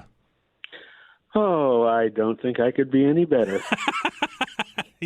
I watched the game. I watched the Patriots and the Broncos, and with the missed field goals and the snow, and then when that final whistle went, I'm like, boy, I bet you Cecil is bouncing up and down right now. Well, I was quite subdued, actually, and I was a little scared. You never know what can happen until that final gun goes off. But I thought that the Patriots played an exceptional defensive game, and their defense has been overlooked somewhat in the playoffs, I think. And, everybody's talking about how great Seattle's defense is and, going into the Super Bowl, which, of course, I just love that because that gives the Patriots a little bit of ammunition to excel, which they're going to do in the Super Bowl. I don't know if you heard it earlier, but one of our guests put the question to me, and I picked the Pats to hoist the trophy next weekend. No, I know. You didn't. I'm sorry. Oh man, you just jinxed us. I just think that Drake May's having a season. He's an MVP candidate, right? And I just think that at the end of the day, the Patriots' running game's pretty good. I just think that they. And their defense is outstanding. So I think that the dynasty is reigniting, as they say. Well, I've got to say this. Everybody's saying that Drake May hurt his shoulder, and, they're showing this play and that play on replay. I don't care if he hurt his shoulder or not. He's got 2 weeks to recover. Right. And the guy is 23 years old. Right. He's going to go out there and play like he's been playing all year long. And I also got to say this. The most overlooked aspect of the Patriots team has been their offensive line. Right. Now, they've struggled a little bit in the playoffs, but, they're starting 2 rookies. They're starting a guy who's in his late 30s, and they're holding up quite well. In fact, I believe that they ended up 8th in the league with effectiveness. So, that was the big worry going into the season. Campbell, the left tackle, his arms were too short, and they were starting this other rookie from Georgia, and, they were going to get overrun by all these tough physical defensive rushers and all that. They've done the job, and they've done a great job. They did get to Drake May several times, the Broncos did, but, that can also be blamed on that weather because that snowstorm was something else. Well, absolutely. And also, Denver has a very good defensive line. Let's give them credit. Yep. Yeah, and so does Seattle. So that's why I'm saying I'm not as concerned about the defensive line overwhelming the Patriots' offensive line. I'm just concerned that they're going to turn the ball over, that Drake might, go for the home run instead of the simple out. And things like that. I just want him to dink and dunk down the field like Tom Brady used to do. By the way, do you know that the Patriots went to the Super Bowl in Tom Brady's second year? Yep, and they won. That was against the Rams too, wasn't it? If I do remember. Yes, it was. Yep. Same as this is Drake May's second year, and they're going to the Super Bowl. You guys and your stats and your trends, I'll tell you.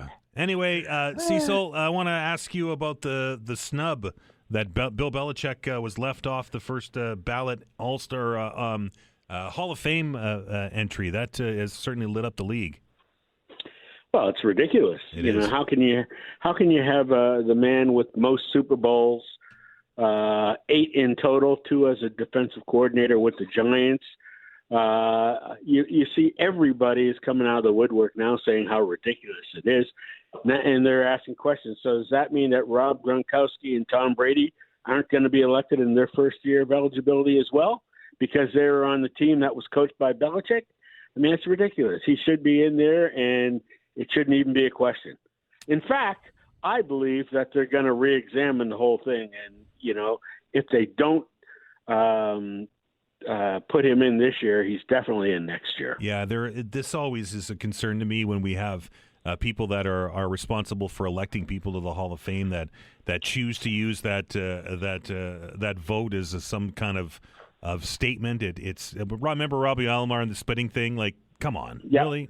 Yeah, I remember that. And I'm there's also the whole issue of you can talk Roger Clemens all you want, but Barry Bonds. I mean, let's think about this for a minute. Whether he used performance-enhancing drugs or not, before he used them, he was Hall of Fame worthy, as far as I'm concerned.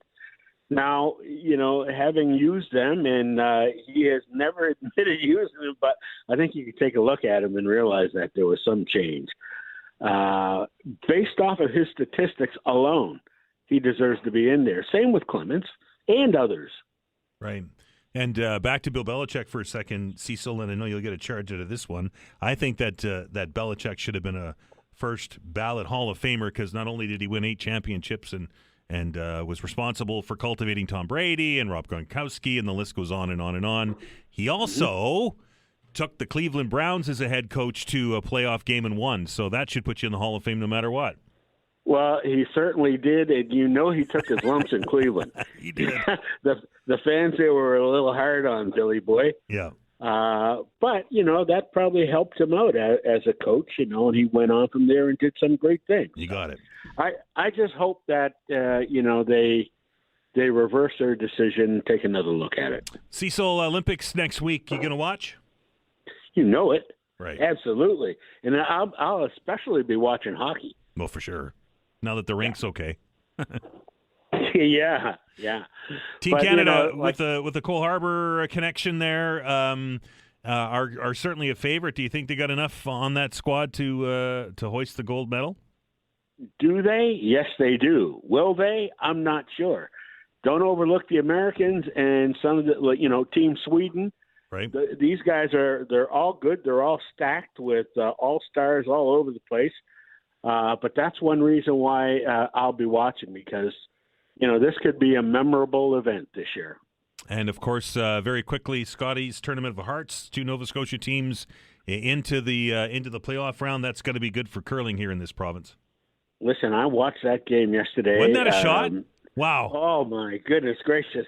And of course, the announcers were saying, she could do this and she could try that. And, they said that she could try the shot that she made. And I'm saying, that's, I could see her making it. Hopefully she will make it. But my goodness, that's going to be a tough shot.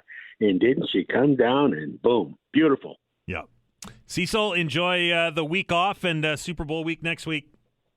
Hey, stay warm. Take care, man. That is our sports guru, Cecil Wright, and that's going to do it for this edition and this week's edition of the Todd Veinotte Show. Thanks to Vanessa Vandenez on the other side of the glass, who, as always, does a fantastic job. Thank you to all of our guests who joined the show to impart their knowledge. I learned something each and every day on the show, and most specifically, thanks very much to you for picking up your phone, dialing the numbers, and joining the open lines. I look forward to those segments each and every day, and those segments I also learned something in, and I hope so do our elected leaders. Have a good weekend. Watch your back with the snow. Be well, and be kind with one another.